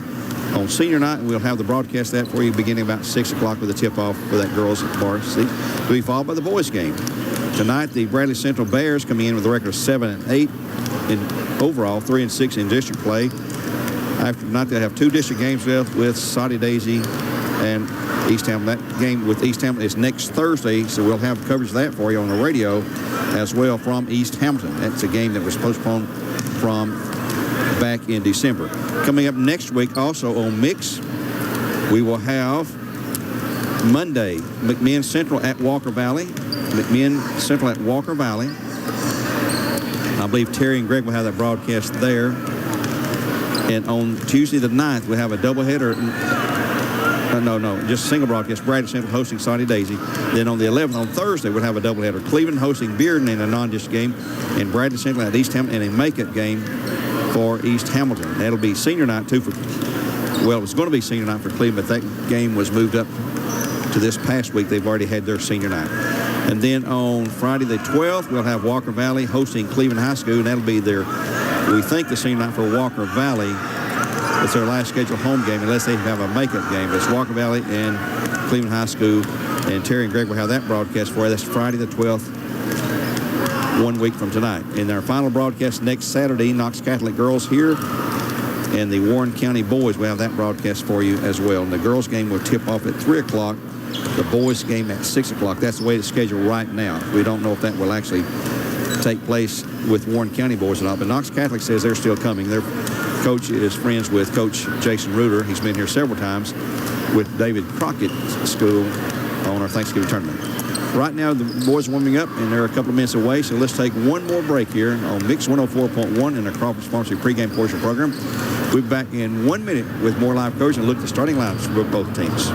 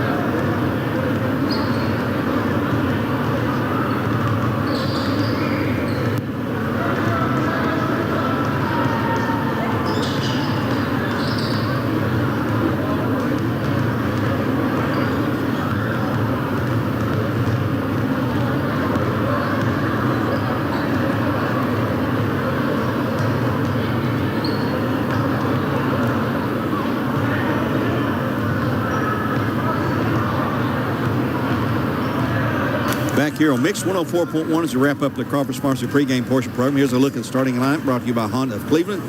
First off for the Bears with the record 7-8, 3-6 in the district. They'll start a 6-foot junior, number 4, Brandon Shimbera, a 6'2 senior, number 12, Tucker Green, a 6'2 senior, number 15, Isaac Smith, a 6'6 senior, number 23, Mason Rothwell, and a 6'5 junior, number 50, Carter Howard for the Bears. And you expect to see a lot of playing time tonight from Josh Wyckoff, Trevor Carpenter, Memphis Flowers, Cole Haney, Savoy Humes for the Bears, as Coach Clark plays quite a few of those guys.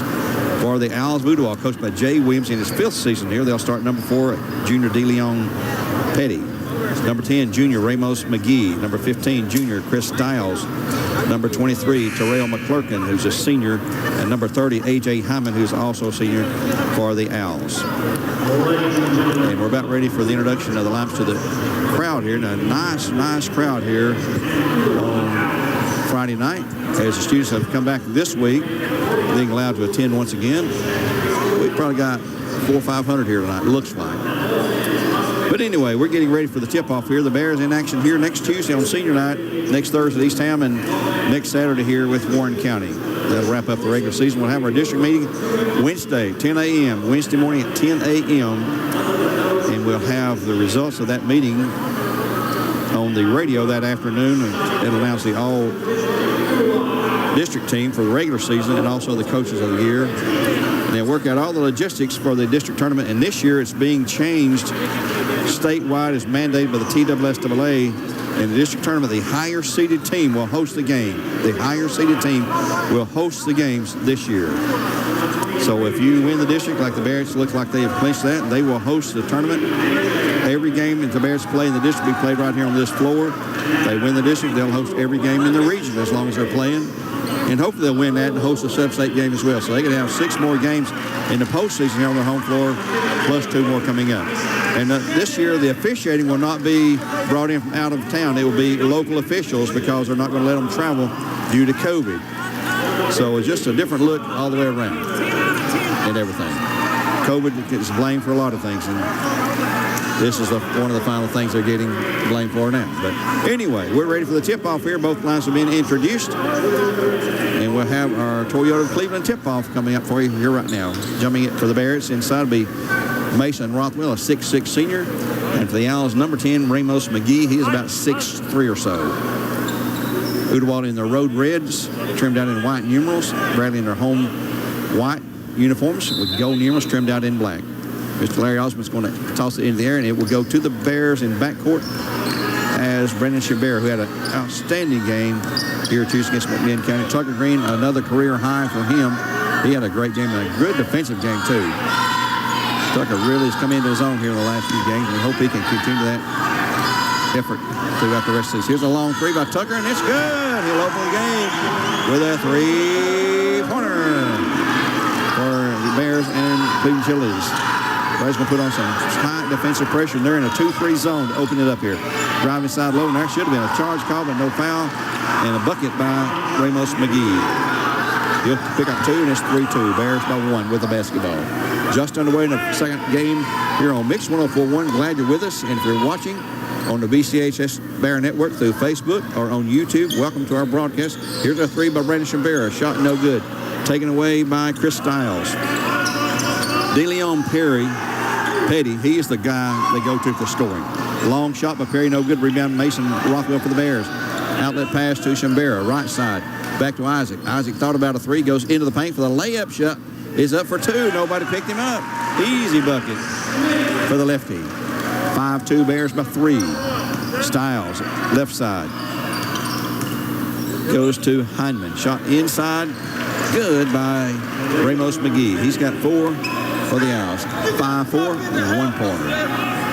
Didn't have any help side defense. You can hear Coach Clark reminding his guys, you're out there to play defense, guys.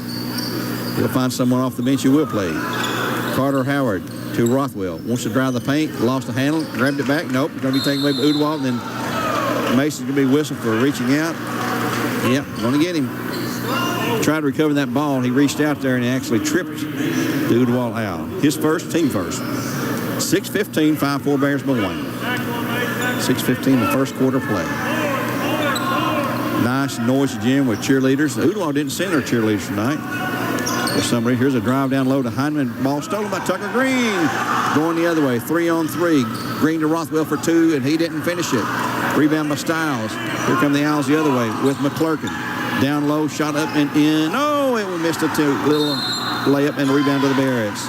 Ramos McGee inside there, wide open. And just, sometimes they don't fall. 5:50 in the first quarter play. Chambera for the Bears. He's a junior, and he's had an outstanding second part of the season here, and it's good to see those guys this time of year going and playing their best. Isaac Smith outside left wing. Stiles going to challenge him. Isaac shakes free, goes into the paint now, skips down low to Rothwell. What a feed by Isaac. That's what you want your point guard doing. He found Rothwell for an easy 2-pointer.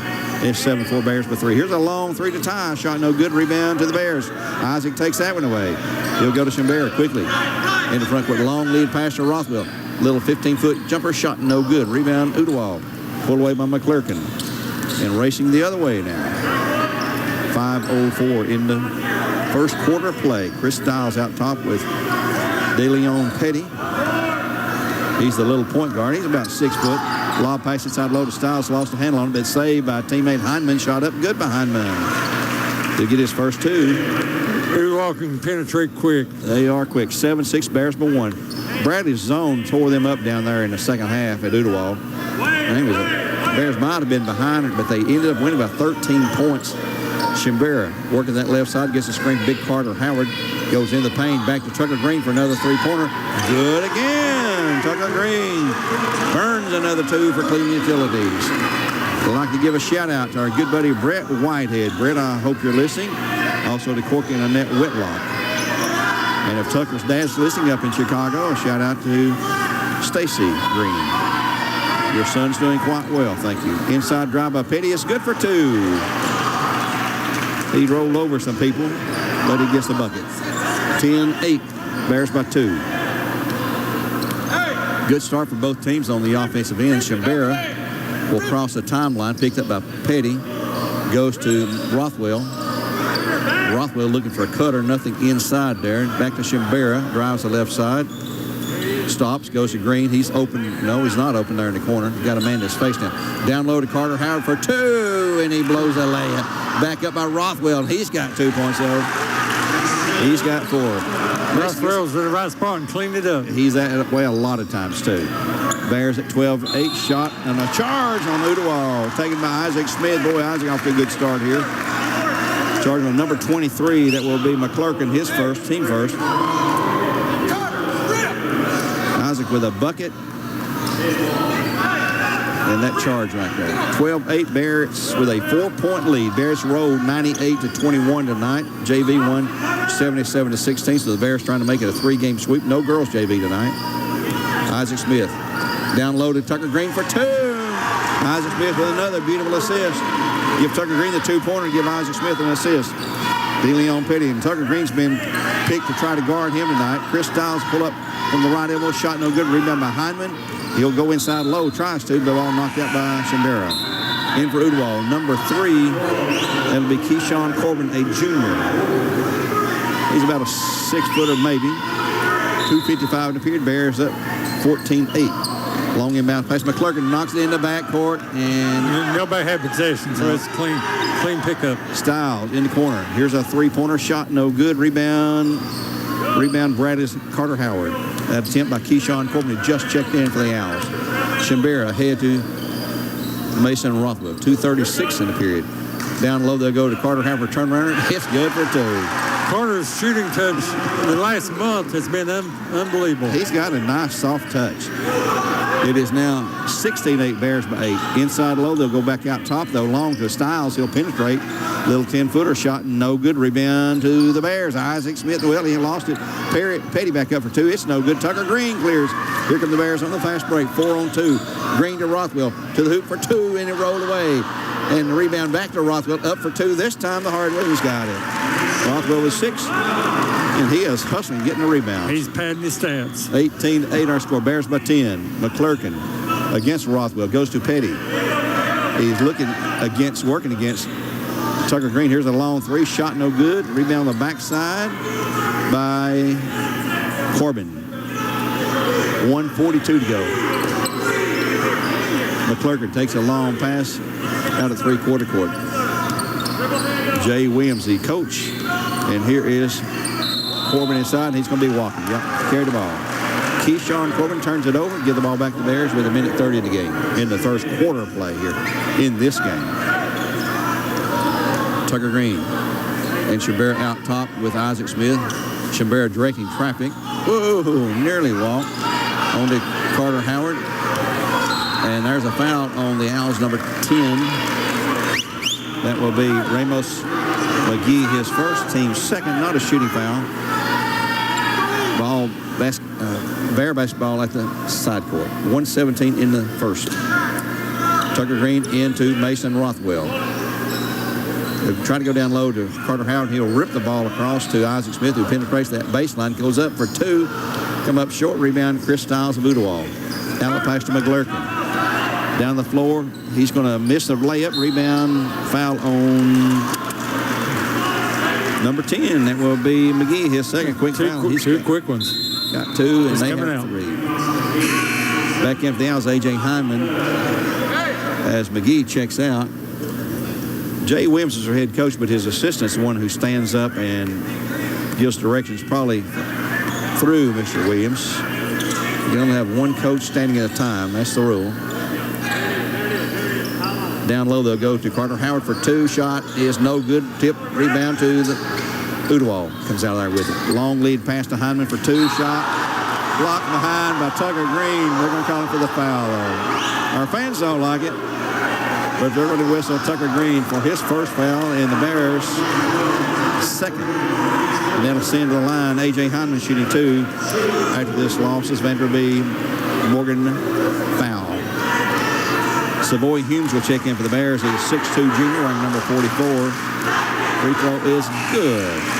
Oh, we got a nice noisy crowd. Free throw's good behind him. He'll have one more. Carter Howard will check out. Savoy will replace him. Wyckoff will check out for Isaac. Or Wyckoff will check in for Isaac Smith. So the Bears have Shambera, Green, Savoy Humes, Wyckoff, and Rothwell on the floor. 40.3 seconds to go in the period. Next shot is also good. Hyman with 4 to lead the Owls. 18-10 Bears. Shambera. Good ball handler. He is extremely quick, and he can see the court. He had some tremendous assists last game. And a good scoring night as well. Shambera to Rothman. Trying to go inside low. Here's Rothman for a long 3, and it is short. Rebound. Udawal has it. McClurkin pulls it out with 16 seconds to go here in the period. McClurkin probably, he and Stiles are 2 tallest on the team. Clock's at 8. I'm not sure if they know. Now coach has told them. The count is being given fictitiously by the Bears fans and fool the Bears even. So after 1, it's Bradley on top of 8. Bradley Central Bears 18. Udawal Owls 10. And we'll take a 1-minute timeout and be back with more coverage here on Mix 104.1.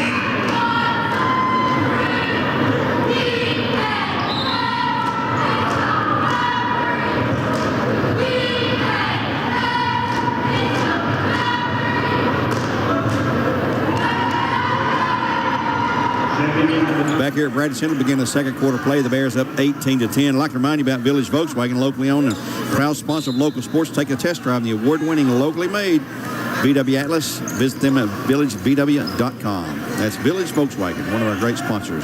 Udawal will have the opening possession. DeLeon Petty to McClurkin, and they'll spin free. And they've got a new player in there, number 5. That is Trey Laster. He's a junior. Down low is Petty, but they're not going to let him. It's going to shot blocked by Rothwell. Pull away, and here they come the Bears. They're not going to let Petty beat him tonight. Shambera checking against Petty, gets a screen from Rothwell. Works to the right side with 7.5 to go in the half now. Halftime event coming up. The winter court. Rothwell to Savoy Humes, on to Wyckoff. Inside to Rothwell. He wants to go up and shoot. Shot up, block, rebound Udawal. Chris Stiles takes it away. He'll go to McClurkin on the fast break, and McClurkin keeps it for 2. And Coach Clark is unhappy, and he wants a quick timeout after that 2-pointer, making 18-12 Bears. And we're going to keep it here. We just came out of the quarter break. We'll keep it right here this time. Remind you about the Voitech Center for Orthopedic Care. No matter if it's a sports injury or work injury or just an accident at home, Dr. Gary Voitech and his family of assistants can take care of you. It's Voitech.com. Check them out if you have an injury and need some orthopedic care there.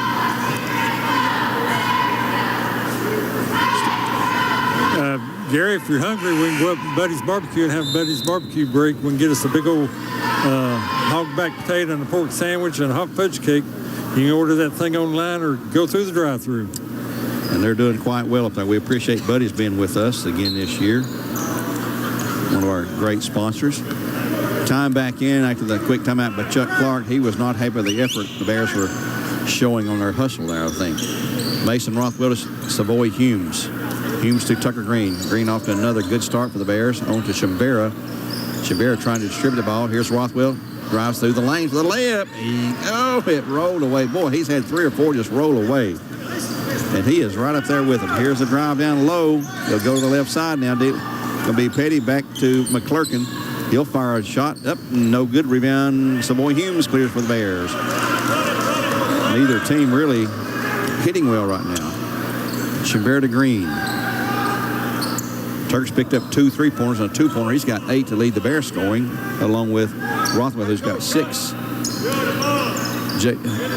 Wyckoff inside to Green. He lost it, grabbed it back, though, saved the possession to Wyckoff down low he starts a 2, but Green back up. He's got 2, and he's going to be fouled. He'll shoot a free throw. Good hustle by Tucker Green that time to pick up the bucket. Fouls on number 30. That'll be A.J. Hyman, his first. Green picks up another bucket. He's got 10 points already. And he'll shoot 1 free throw for Crown Crosser Dodge Sheep Ram. Shambera out. Isaac Smith back in for the Bears. Tucker toes the line after the losses of Andrew B. Morgan foul. 6:09 and a half, 20-12. Free throw is good by Tucker. He's got 11 points out of the Bear 21, which is 21-12. Udwald down low, shot blocked by, they're going to nail Tucker with another foul, I believe. 12, that's him. Tucker Green picks up another foul, trying to defend. He will take a seat as Memphis Flowers, a good-looking sophomore, will check in. He's 5'9". He's a ball of fire. Free throw is good. He'll have 1 more. That's Petty for 1. 1 more shot coming up. Memphis Flowers in for the Bears. 6:04 and a half, 21-13. Next shot is also good.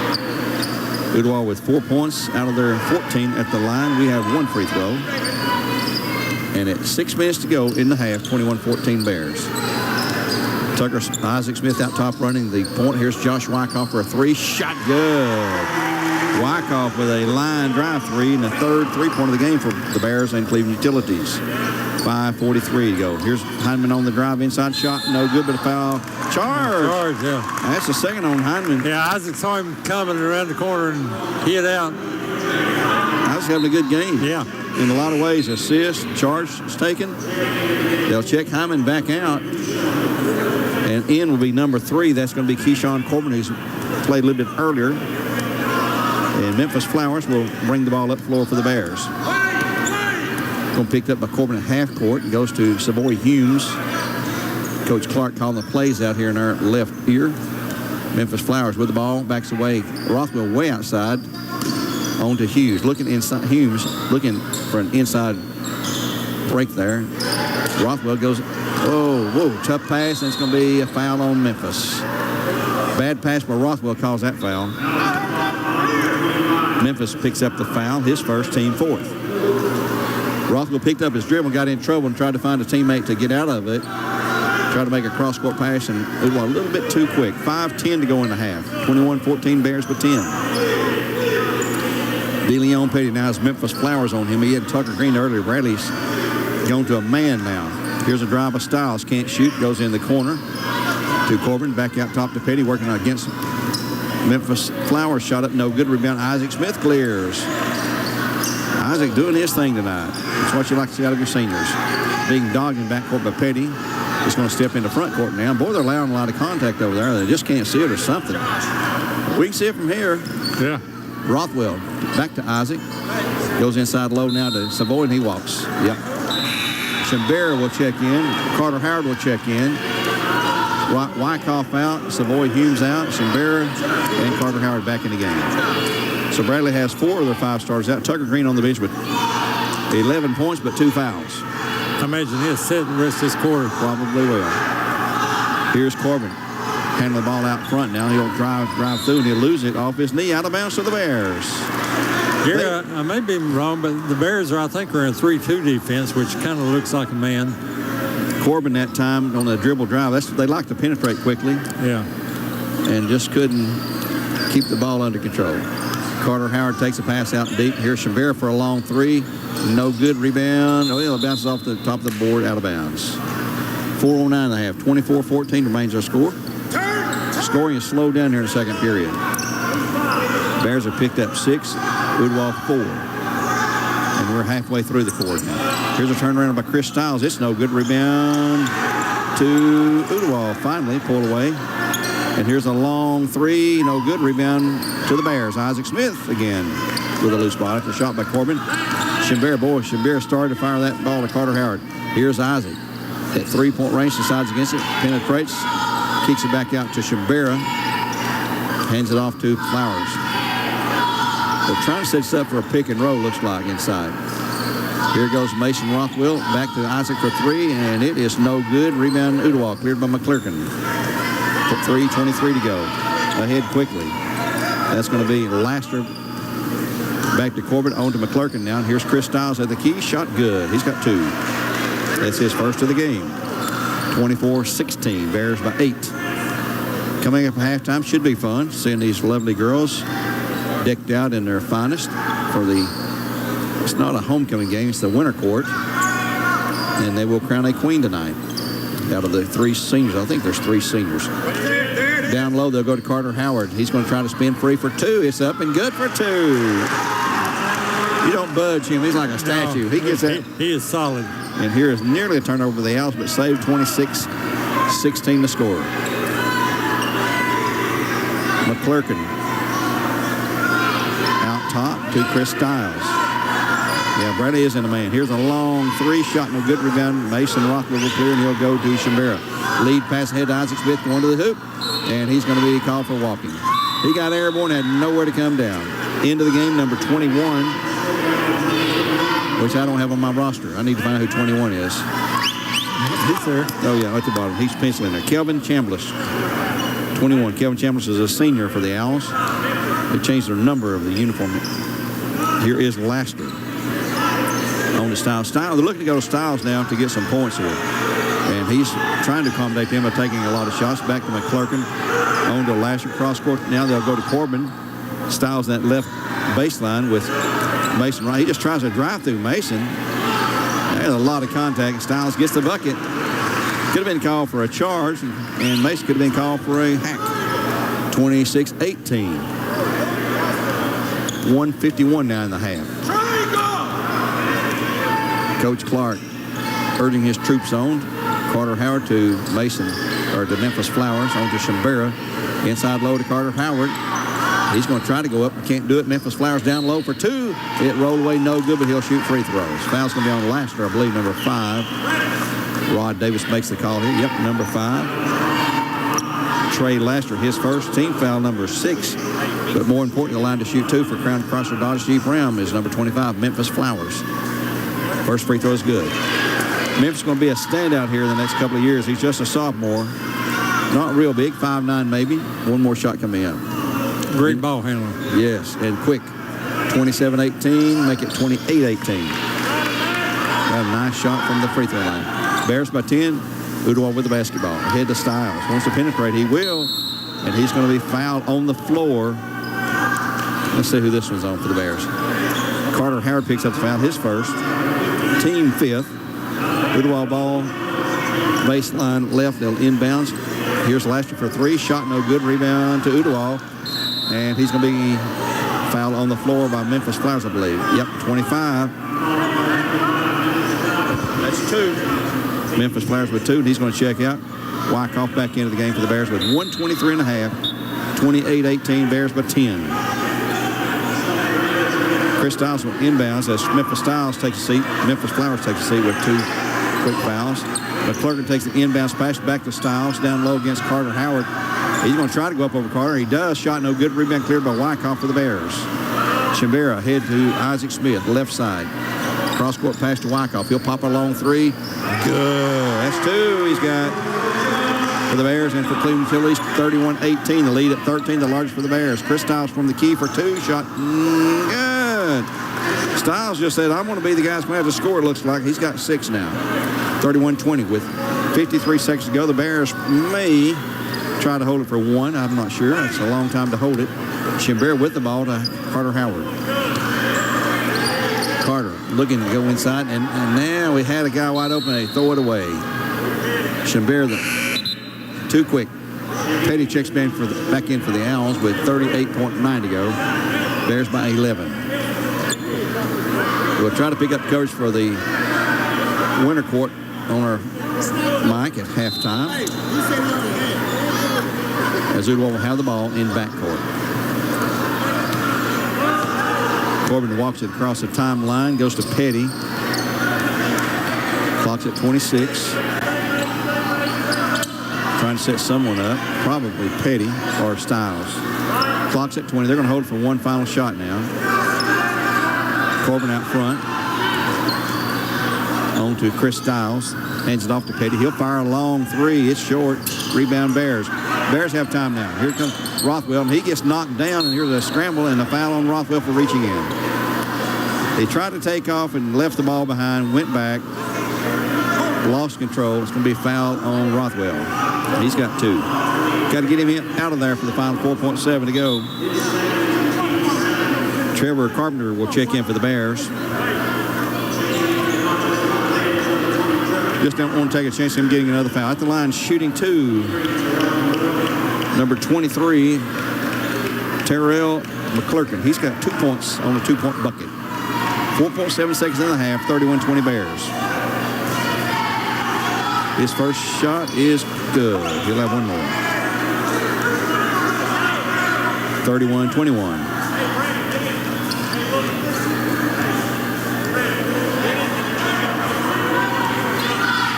One more shot for McClurkin, who's a senior. They have 3 seniors on the team, and this one is good. I'm going to try to set up one final shot here. Wyckoff. He will fire the long 3. It's going to be fouled. Oh, they fouled him. That's Chris Stiles with a foul, I believe. My, oh, my. You don't want to do that with 0.5 of a second to go. Stiles picks up his first foul, but it is a 3-point attempt. So Josh Wyckoff will shoot 3 for the Bears. Let's see what kind of free throw shooter he is. His first one is no good. He's nailed 2 long threes, but he can't hit the free one. 2 more shots coming up. Bears by 9 with 0.5 of 1 second left in the half. Next one is no good. He's missed 2 of the 3 with 1 more to go. Come on, Josh, get you 1 more here now. And this one's good. So Wyckoff picks up his 7th point of the game, and that's going to end the half. They'll inbound the ball, and that will sound the buzzer. So at the halftime break, the Bears increase their lead slightly from 32 to 22. It's up to a 10-point lead. The Bears 32, the Owls 22 here on Mix 104.1 as we get ready for our Southline Finance halftime show and the introduction of the winter court. We'll be back in 2 minutes with more live coverage on Mix 104.1.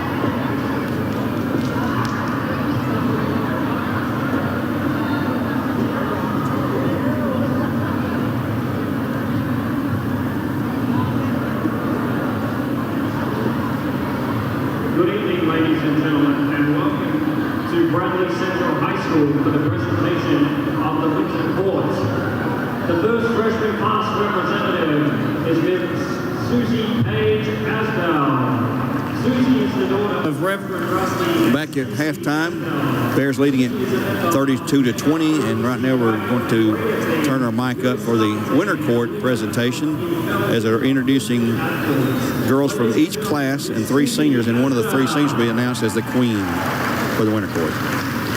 Our next freshman representative is Miss Addison Clark. Addison is the daughter of Mickey and Amy Clark. Addison is a leader for Fellowship Christian Athletes and class vice president. She is a member of the Beta Club, volleyball, track, gridiron girls, and the TVEC program. Ladies and gentlemen, Miss Addison Clark. Next, we have our sophomore ladies. The first representative for the sophomore class is Miss Sloan Carpenter. Sloan is the daughter of Justin and Kelly Carpenter. She is a member of the Barretts basketball team. Ladies and gentlemen, Miss Sloan Carpenter. Miss Briley Clements is our next sophomore representative. Briley is the daughter of Jerry and Lisa Clements.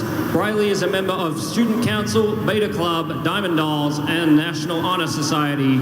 She's the sophomore class president. Ladies and gentlemen, Miss Briley Clements. Next, the representatives from the junior class.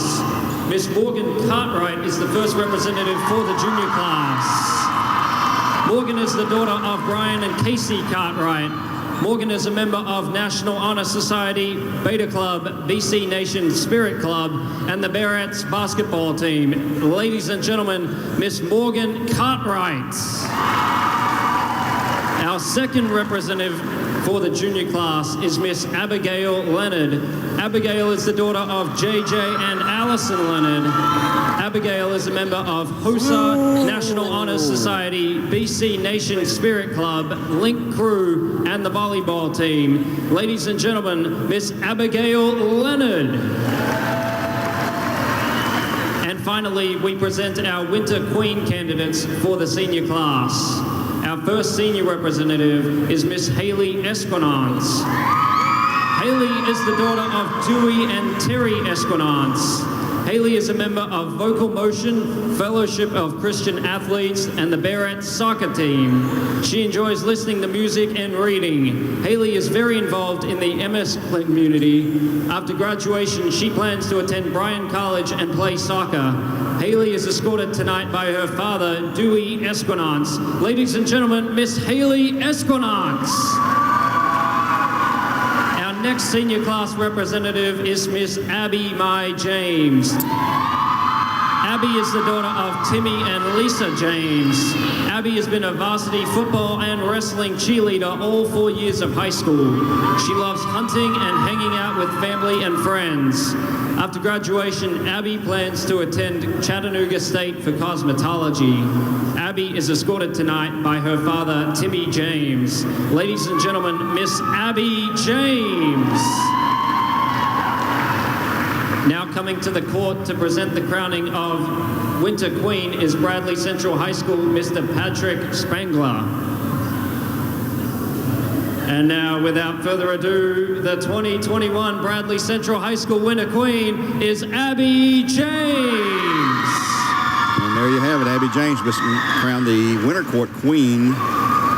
Lovely Abby James with her father, Timmy James, out there.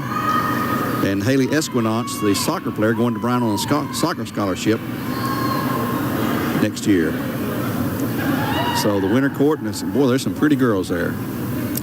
It's what, 3 Barretts, I believe. Sloan and Morgan. Two of them. And right now, I'll tell you what we'll do. We'll take another break. We'll come back in 1 minute, and we'll have the look at the first half scoring in 1 minute here on the Bear Network, BCHS Bear Network. Coming to you on Facebook, also on YouTube, and on, of course, our flagship station, Mix 104.1, where games supplied to you by Wholesale Supply Group. We'll be back in 1 minute.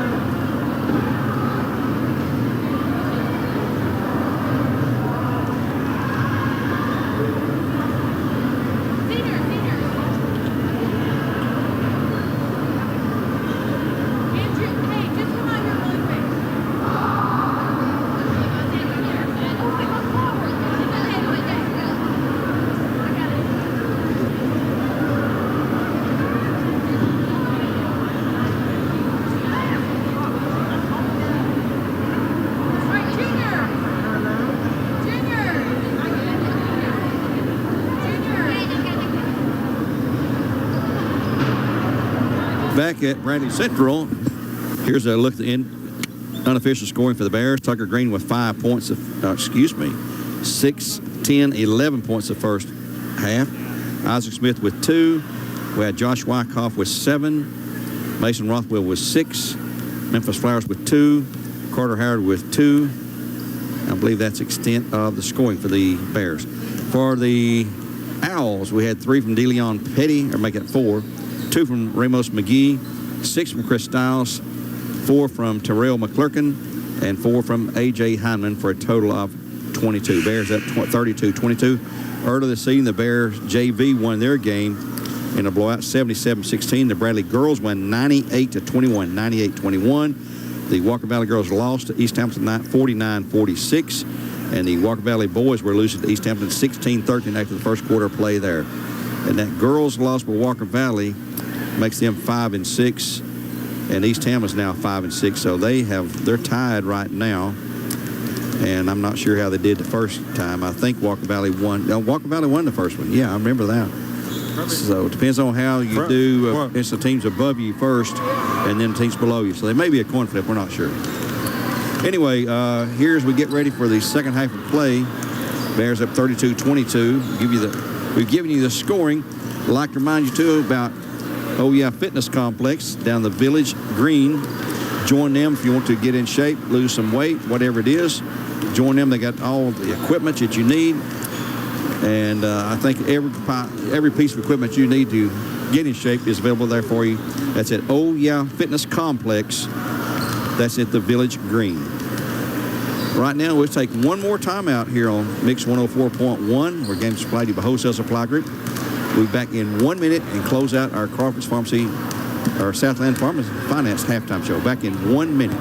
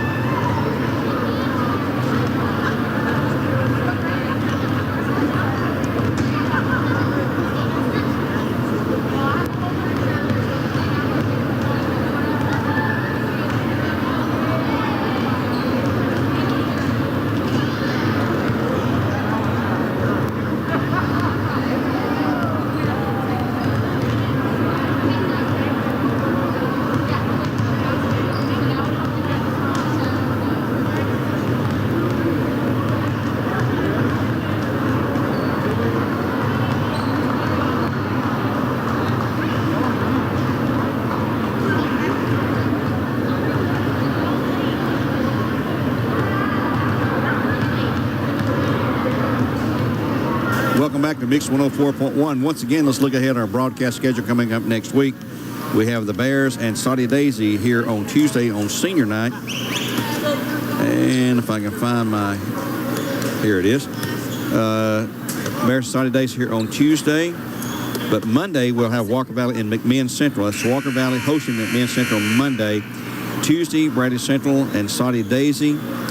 And then Thursday, Cleveland hosting Bearden, and also the Bears at East Hamilton. We should have a doubleheader for you that night on Mix and Buzz. Next Friday, Walker Valley hosts Cleveland in the final game for them in the district. And then next Saturday, Bradley girls against Knox Catholic, Bradley boys against Warren County. We open the second half. The Bears up 32-22, a 10-point lead.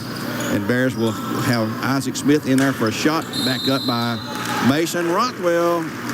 It's good. Count the bucket. A foul is on number 23. It's McClurkin, his second, team first. Count Rothwell's bucket.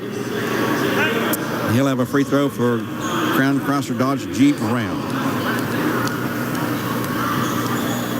Free throw by Mason is good. He's got a total of 9 points on a 13.7 per game average. Here's McClurkin inside, kicks it, and here's a steal by Tucker Green, who got to set a lot of that second period because of fouls, and it's good. Tucker, he'll take it to the house. Ahead quickly comes Petty. Down low, pull-up jumper, 10-footer, good. Petty gets it in there. He's got 6. 37-24, Bears by 13. Bradley has Isaac Smith, Tucker Green, Brandon Shambira, Mason Rothwell, and Carter Howard, the 5 starters on the floor. Whoa, behind the back by the great ball handling of Brandon Shambira. And our students got a big kick out of that. Ooltewah has Hindman, McClurkin, Stiles, Petty, and we'll get to the last one for you here in just a moment. McGee, that's the 5th. And here's Rothwell inside for 2 more. He's a second half man sometimes. Here's a pull up by Petty again. Shot good again. They're using their speed to get down full before Bradley can recover defensively after a score. And it's 39-23, a 13-point lead for the Bears. Tucker Green goes to Carter Howard. The big guy's outside now. Looking inside. Tucker's going to fire a long 3. It is short. Rebound by and foul on Tucker. Oh, he just picked up a quick, silly foul there. He's got 3, and he's going to have to come right back out.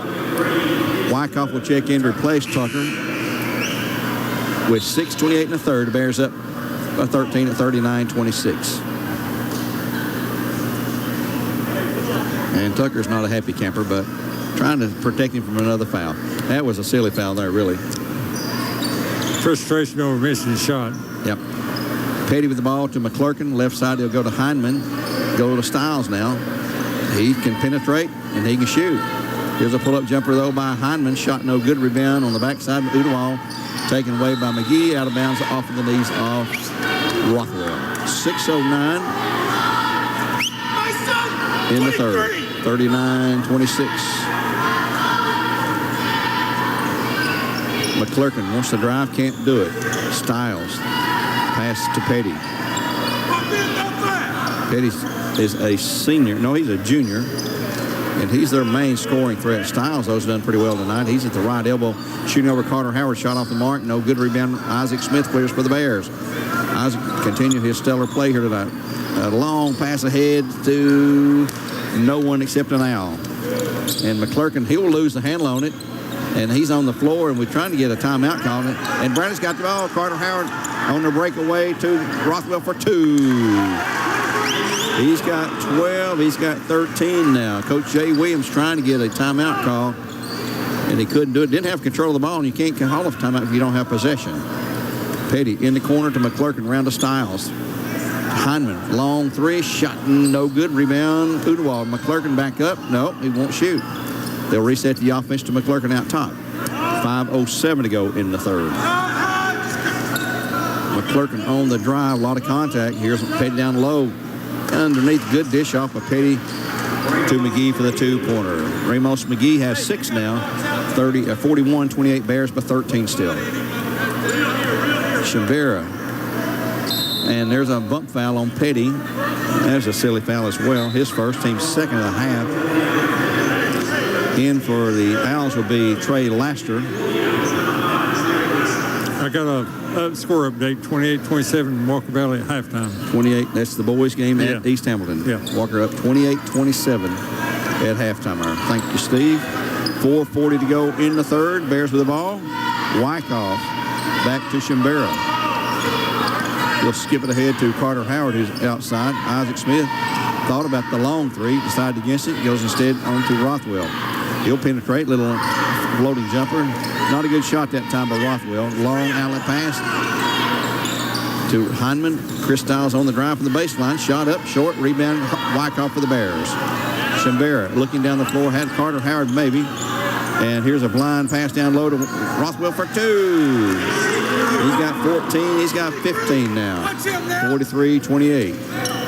And there's a foul, noticed out of bounds. Not going to call a foul on Isaac. He bumped him and knocked him out of bounds. And, I guess we got away with one there.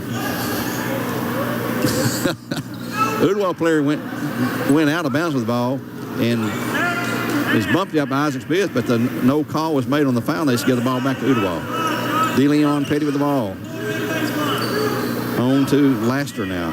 Back to Hindman, on to Petty. He'll fire the long 3. Shot is no good. Rebound, Udawal down low. Back up for 2. It's good by McGee. Bears are sitting in that zone. They've got to have those rebounds. Yeah. No excuse for not getting them. 43-30 the score. Bears still with the lead at 13. They've been ahead pretty much since the start of the game by almost double digits the whole time. Isaac Smith in that corner. Bird, he's got to get out of there. Trying to get away to Carter Howard. And here's a bad pass by Isaac. Throws it away, and DeLeon Petty will take it in for an easy 2-pointer. You get trapped over there, you got to get out of there with keep your dribble alive if you can. 43-32, the lead is at 11. Hope you're able to tune in on the BCHS Bear Network tonight on Facebook and YouTube to watch our game. See the crowning of our Winter Court Queen at halftime. Shot up, no good by the Bears. Back up by Rothwell for 2. He'll finish it. He's got 17. 45-32. They're trying to get Petty covered. He's the threat. I talked to some players today in practice. They were really keen on trying to defend him. I'm with the ball on the left side with Wyckoff nagging at him. Down low pass, and they caught the Bears, Carter Howard asleep. Easy bucket for McGee. He's got 10. 45-34. Their assistant coach standing up telling these guys to talk on defense. Isaac Smith to Carter Howard. Cutter inside low. Carter Howard, a little fall away for 2. It's good again. He's got 6. 47-34. Petty wanted to shoot over Wyckoff. Trying to shake free. He does. Gets double teamed along the baseline. No, goes back to Hyman. On to Stiles. Stiles gets a screen. Rothwell got away with a big push that time. They're letting him play. Laster can't shoot. On to Stiles. He can go inside low, and he'll throw it away to the Bears. Chris Stiles expecting a foul that time. Didn't get the call. With a minute 51 to go in the third, the Bears with the ball in a 47-34 lead. Extremely good crowd here again tonight. Very noisy, vocal, emotional crowd. Rothwell to Carter Howard. Isaac Smith has set it up now to Shimbera. He'll penetrate into the paint, spins through, goes back to Rothwell. He'll drive the key, lay it for 2 more. He's got that little, he turns sort of sideways and slides through there. And he holds the ball out over the baseline. You cannot stop him or you're going to foul him. 49-34, the lead to 15. That's the largest lead of the night, I believe, for the Bears. They're trying to get Petty open here as a long 3, but Petty, it's good. And time's going to be called by Udawal. Petty nails a 3-pointer, their first of the game. And with a score of 49-37, it'll be a timeout at 1:13 in a third, a 30-second Tennessee Valley Urology timeout.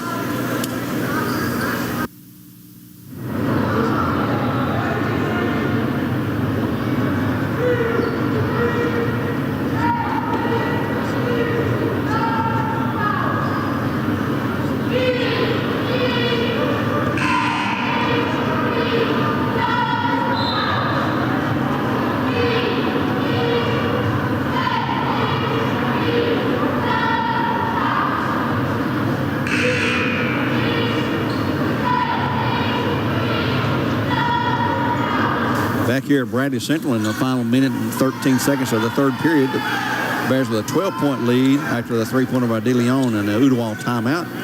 They're going to press. Yep, they're going to try to make something happen here in the final few seconds.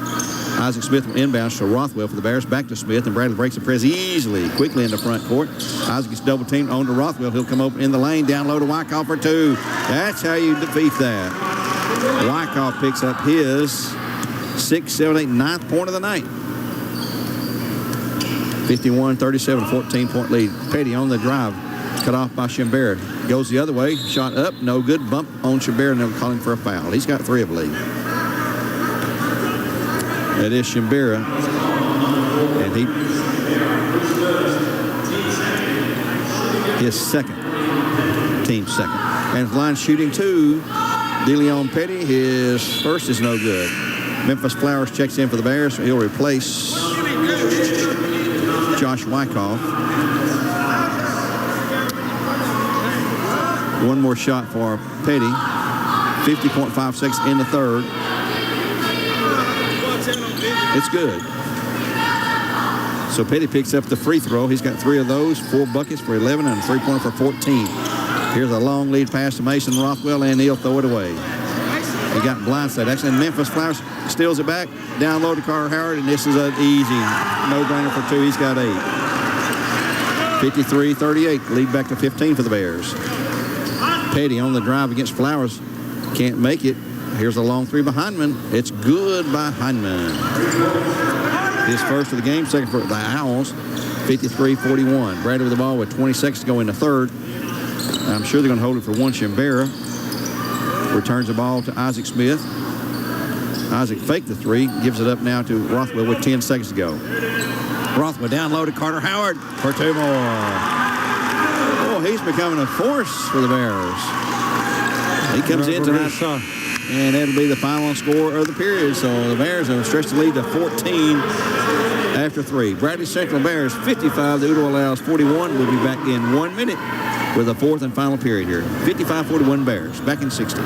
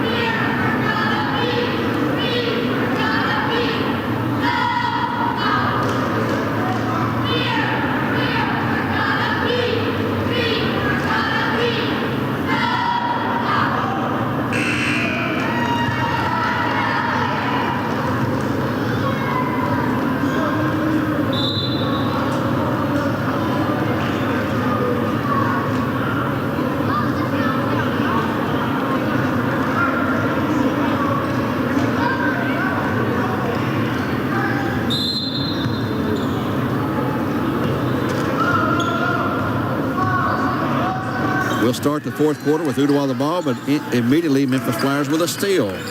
55-41 Bears by 14 here on Mix 104.1. The game's just supplied by Wholesale Supply Group. Back on the air Monday night with Walker Valley hosting McMinn Central.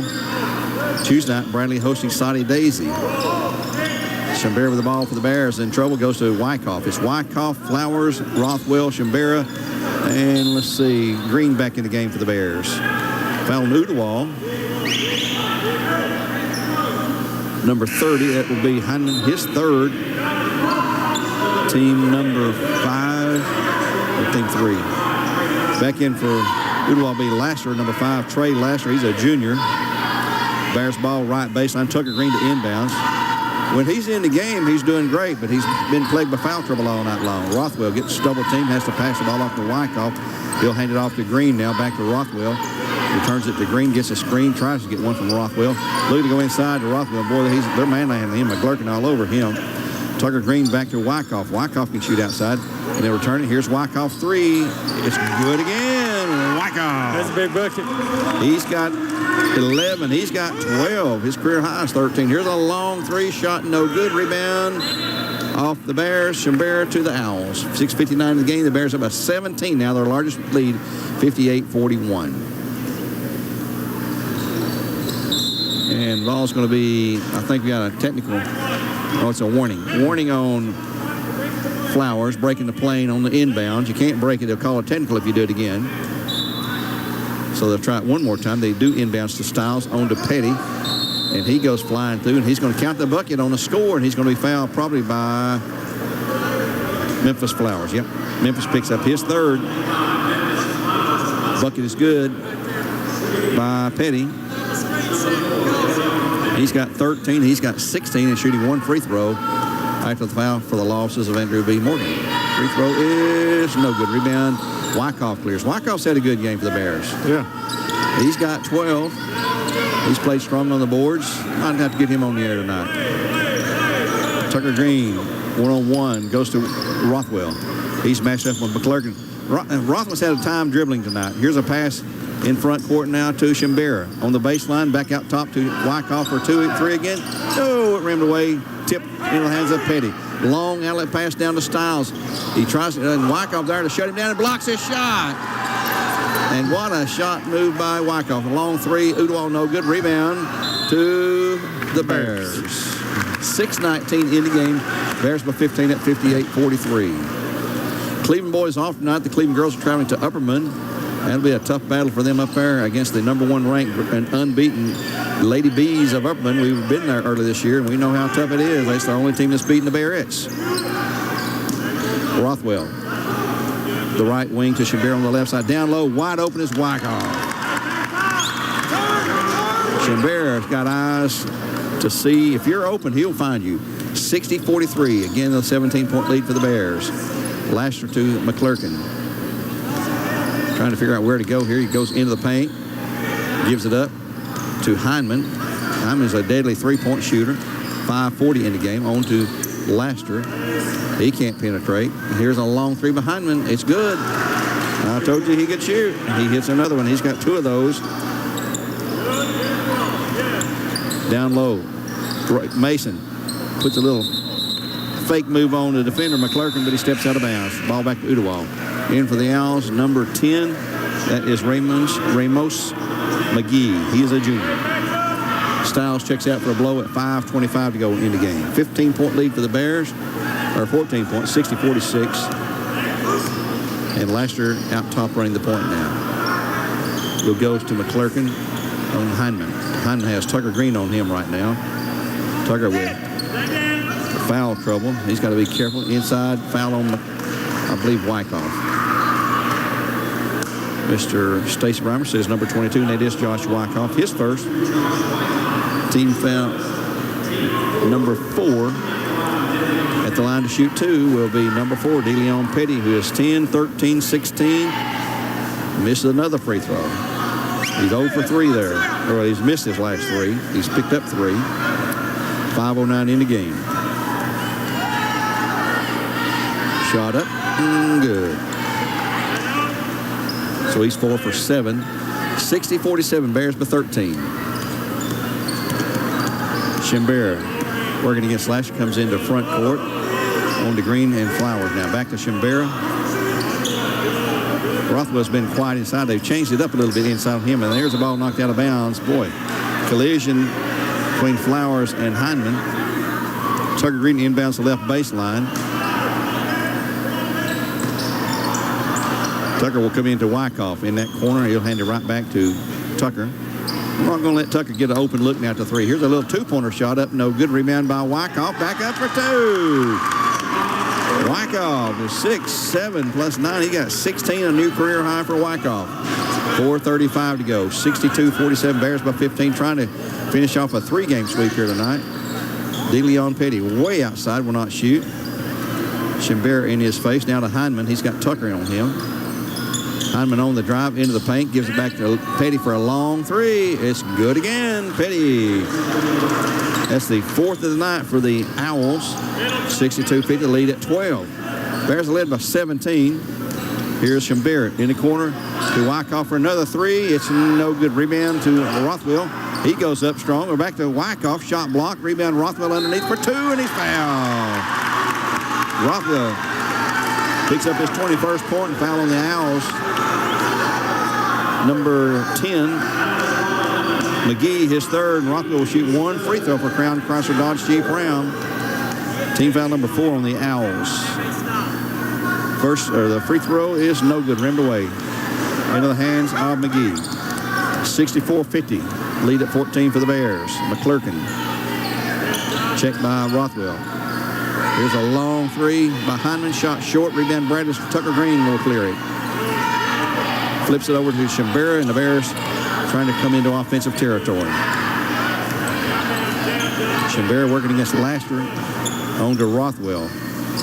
Rothwell to Shimbera. He had an open look, and there's the three. It is no good. Rebound McClurkin for the Owls. Long lead pass intercepted by Shimbera.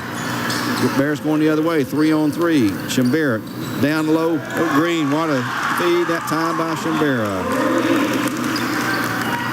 66-50. The Bears by 16. I think everybody's getting a little exhausted. Bradley's in a 2-3 right now, it looks like. No, I don't think so. Here's a ball nearly thrown out of bounds, but the Owls grab back and saved by Petty. Into the paint. Shot blocked by Wyckoff. Taken away now by Memphis Flowers. He's going to go to the hoop for the layup. Shot is no good. Rebound Udawal. It's McClurkin, 2-on-2. He'll go to the hoop, and there's a stolen out of his hands off of Tucker Green, and he says it's off McClurkin on a brilliant steal. Not a steal, but a defensive play by Tucker Green. Carter Howard checks in for Josh Wyckoff. We will speak to him tonight, for sure, Wyckoff. Inbounds pass comes into Shimbera from Green. Back to Green. 2:45 in the game. Bears by 16 at 66-50.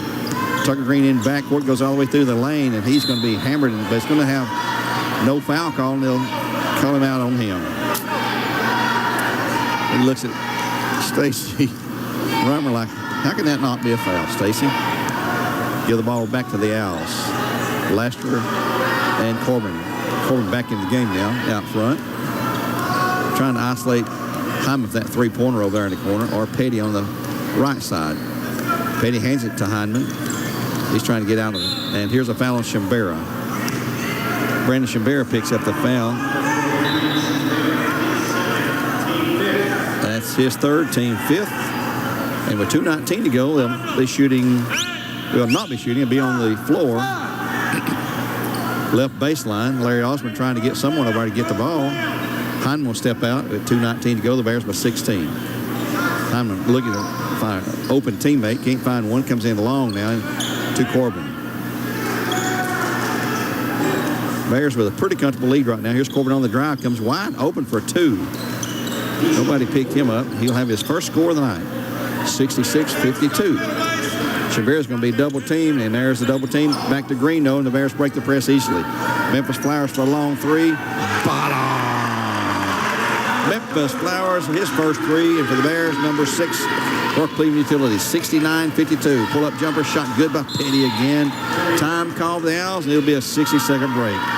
Petty picks up his 6th bucket, And for the Bears in Tennessee Valley Raji, we'll take a 1-minute timeout with 1:48 in the game. Bears up by 15 at 69-54.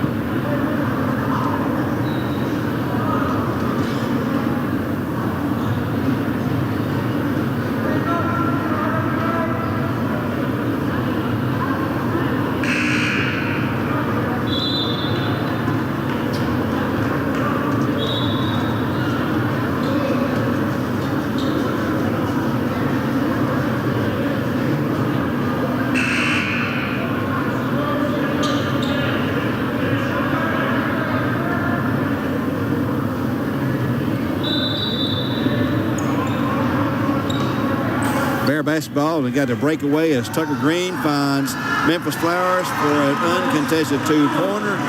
Give the bucket to Flowers, give the assist to Tucker Green. He's had another outstanding game here tonight, except for his foul problems. Really played well. He and Shambera, Carter, well, they've all played really well. Here's a long three, but Petty. No good rebound, cleared by the Bears. Mason Rockwell with yet another rebound. Mr. Steady, Mr. Consistent has been Mason Rockwell for 4 seasons. We're going to miss that senior, that's for sure. You'll miss Tucker Green, and here's a ball knocked away from Green, but he grabs it back just in the back court as Cole Haney's going to check in. Green back to Carter Howard, on to Memphis Flowers. Memphis down low to Rothwell. Will he shoot? Yes, he will. Shot up, and good for 2 for Rothwell. I got him for 22, 23. He is closing in on a career high of 28, and a foul was called on number 30. That's Hyman's 4th, team 5th. Cole Haney will check in. Savoy Humes will check in for the Bears. Go, guys. Savoy's going to come in for Rothwell. Carter Howard out. Savoy Humes, Cole will check in for Rothwell.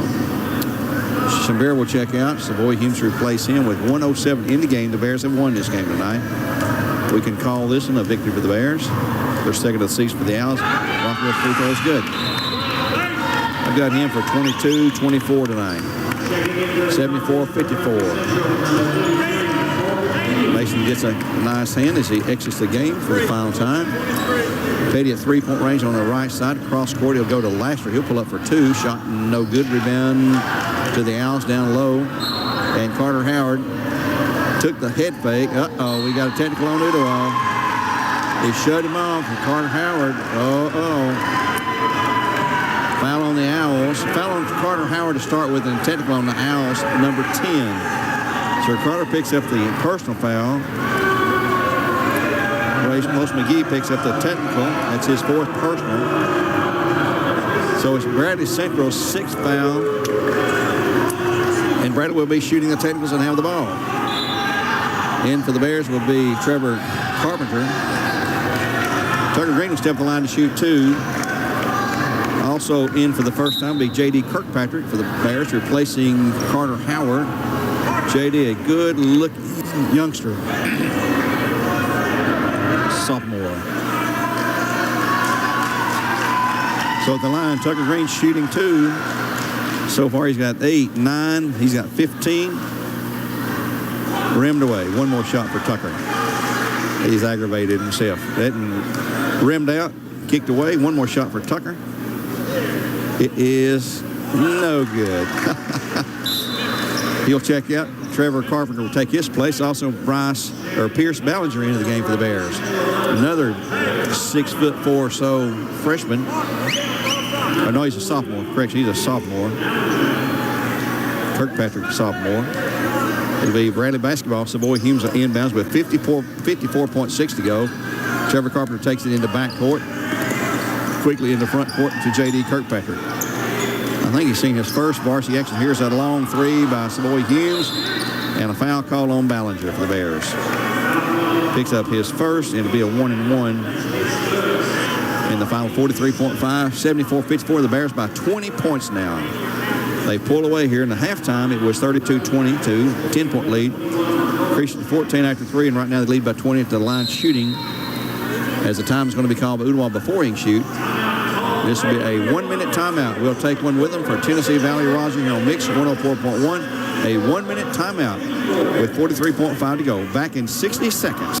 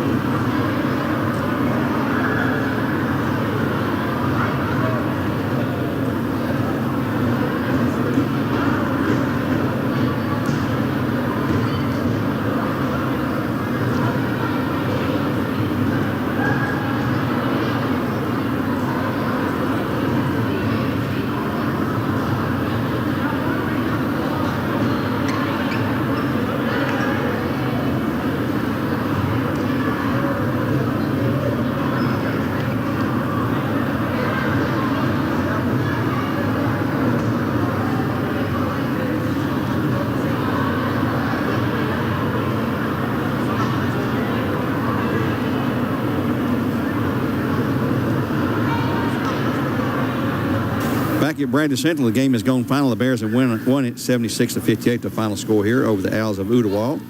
76-58. Here's your unofficial scoring for the Bears. We had 15 from Tucker Green. Most all of those in the first half. He had a lot of foul trouble tonight. Set out most of the second quarter. Isaac Smith had 2 tonight, but a bunch of assists. 16 from Josh Wyckoff, a career high for him. 24 from Mason Rothwell.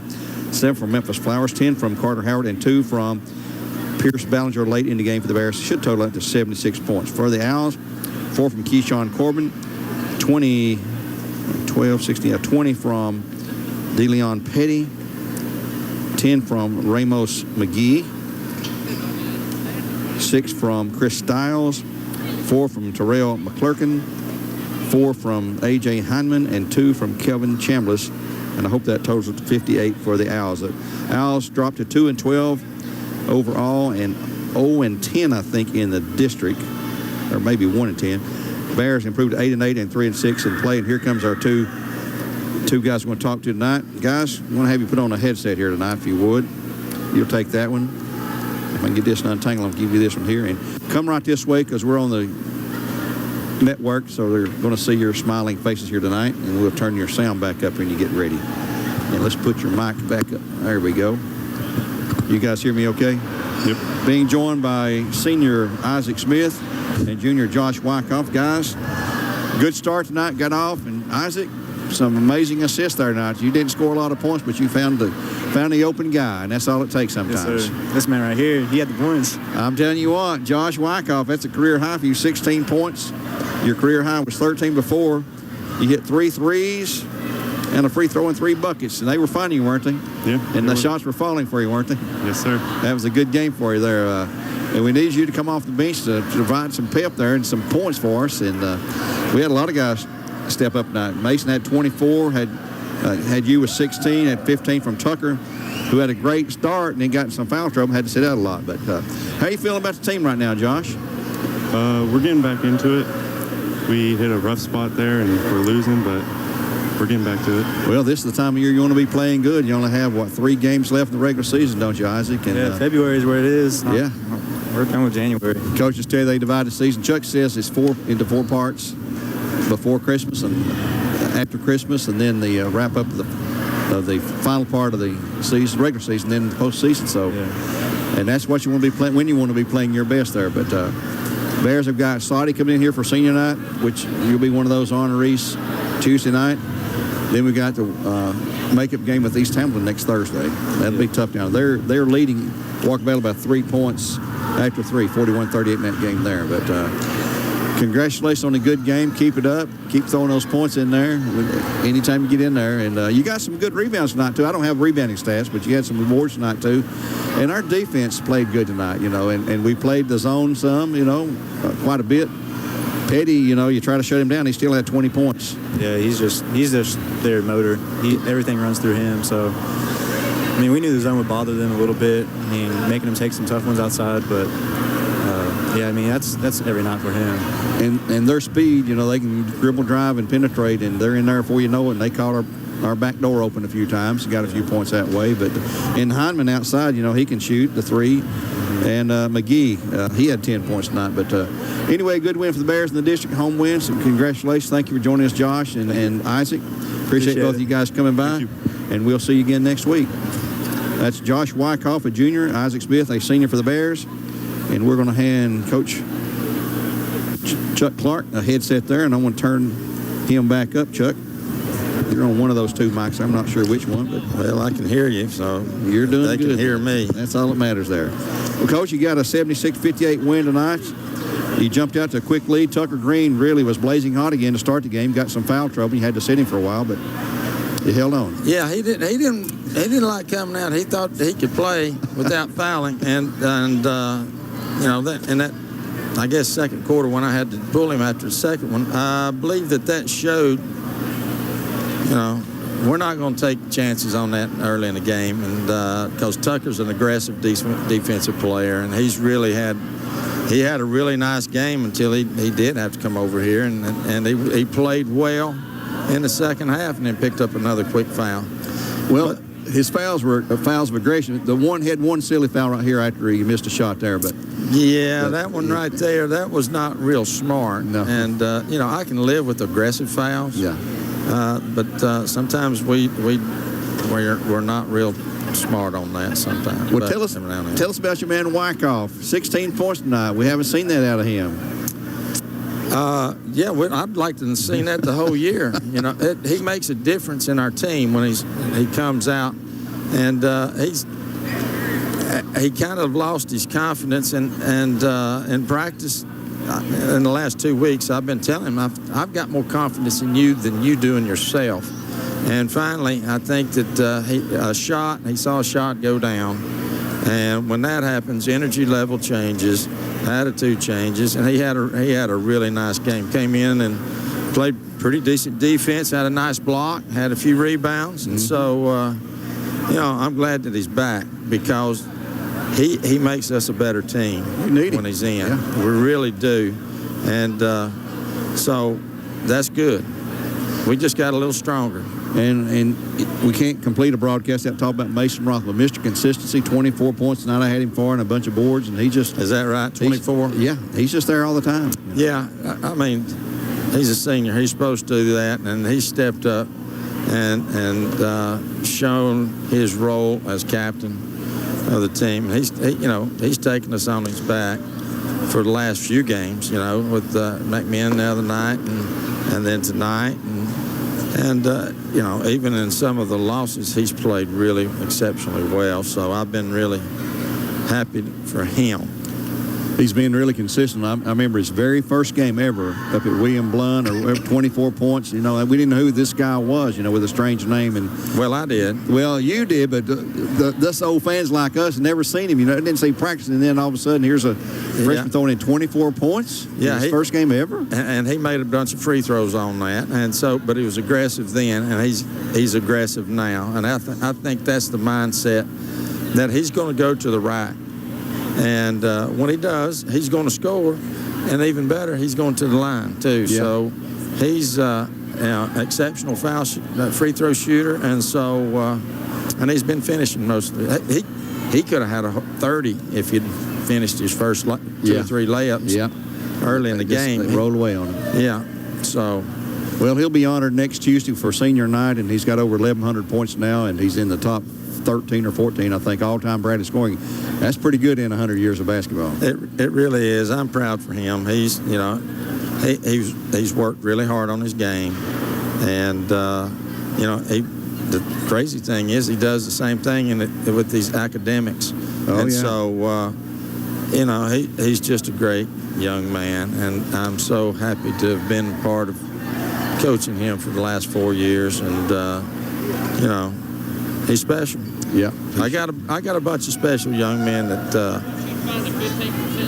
they picked me up the other night when I wasn't quite ready to play the game at the start, and those guys came in against McMinn County, and we got 29 on them real quick, and Tucker's gone crazy, but they picked me up, and I told them before the game, I said, guys, right now my head's with my wife, and so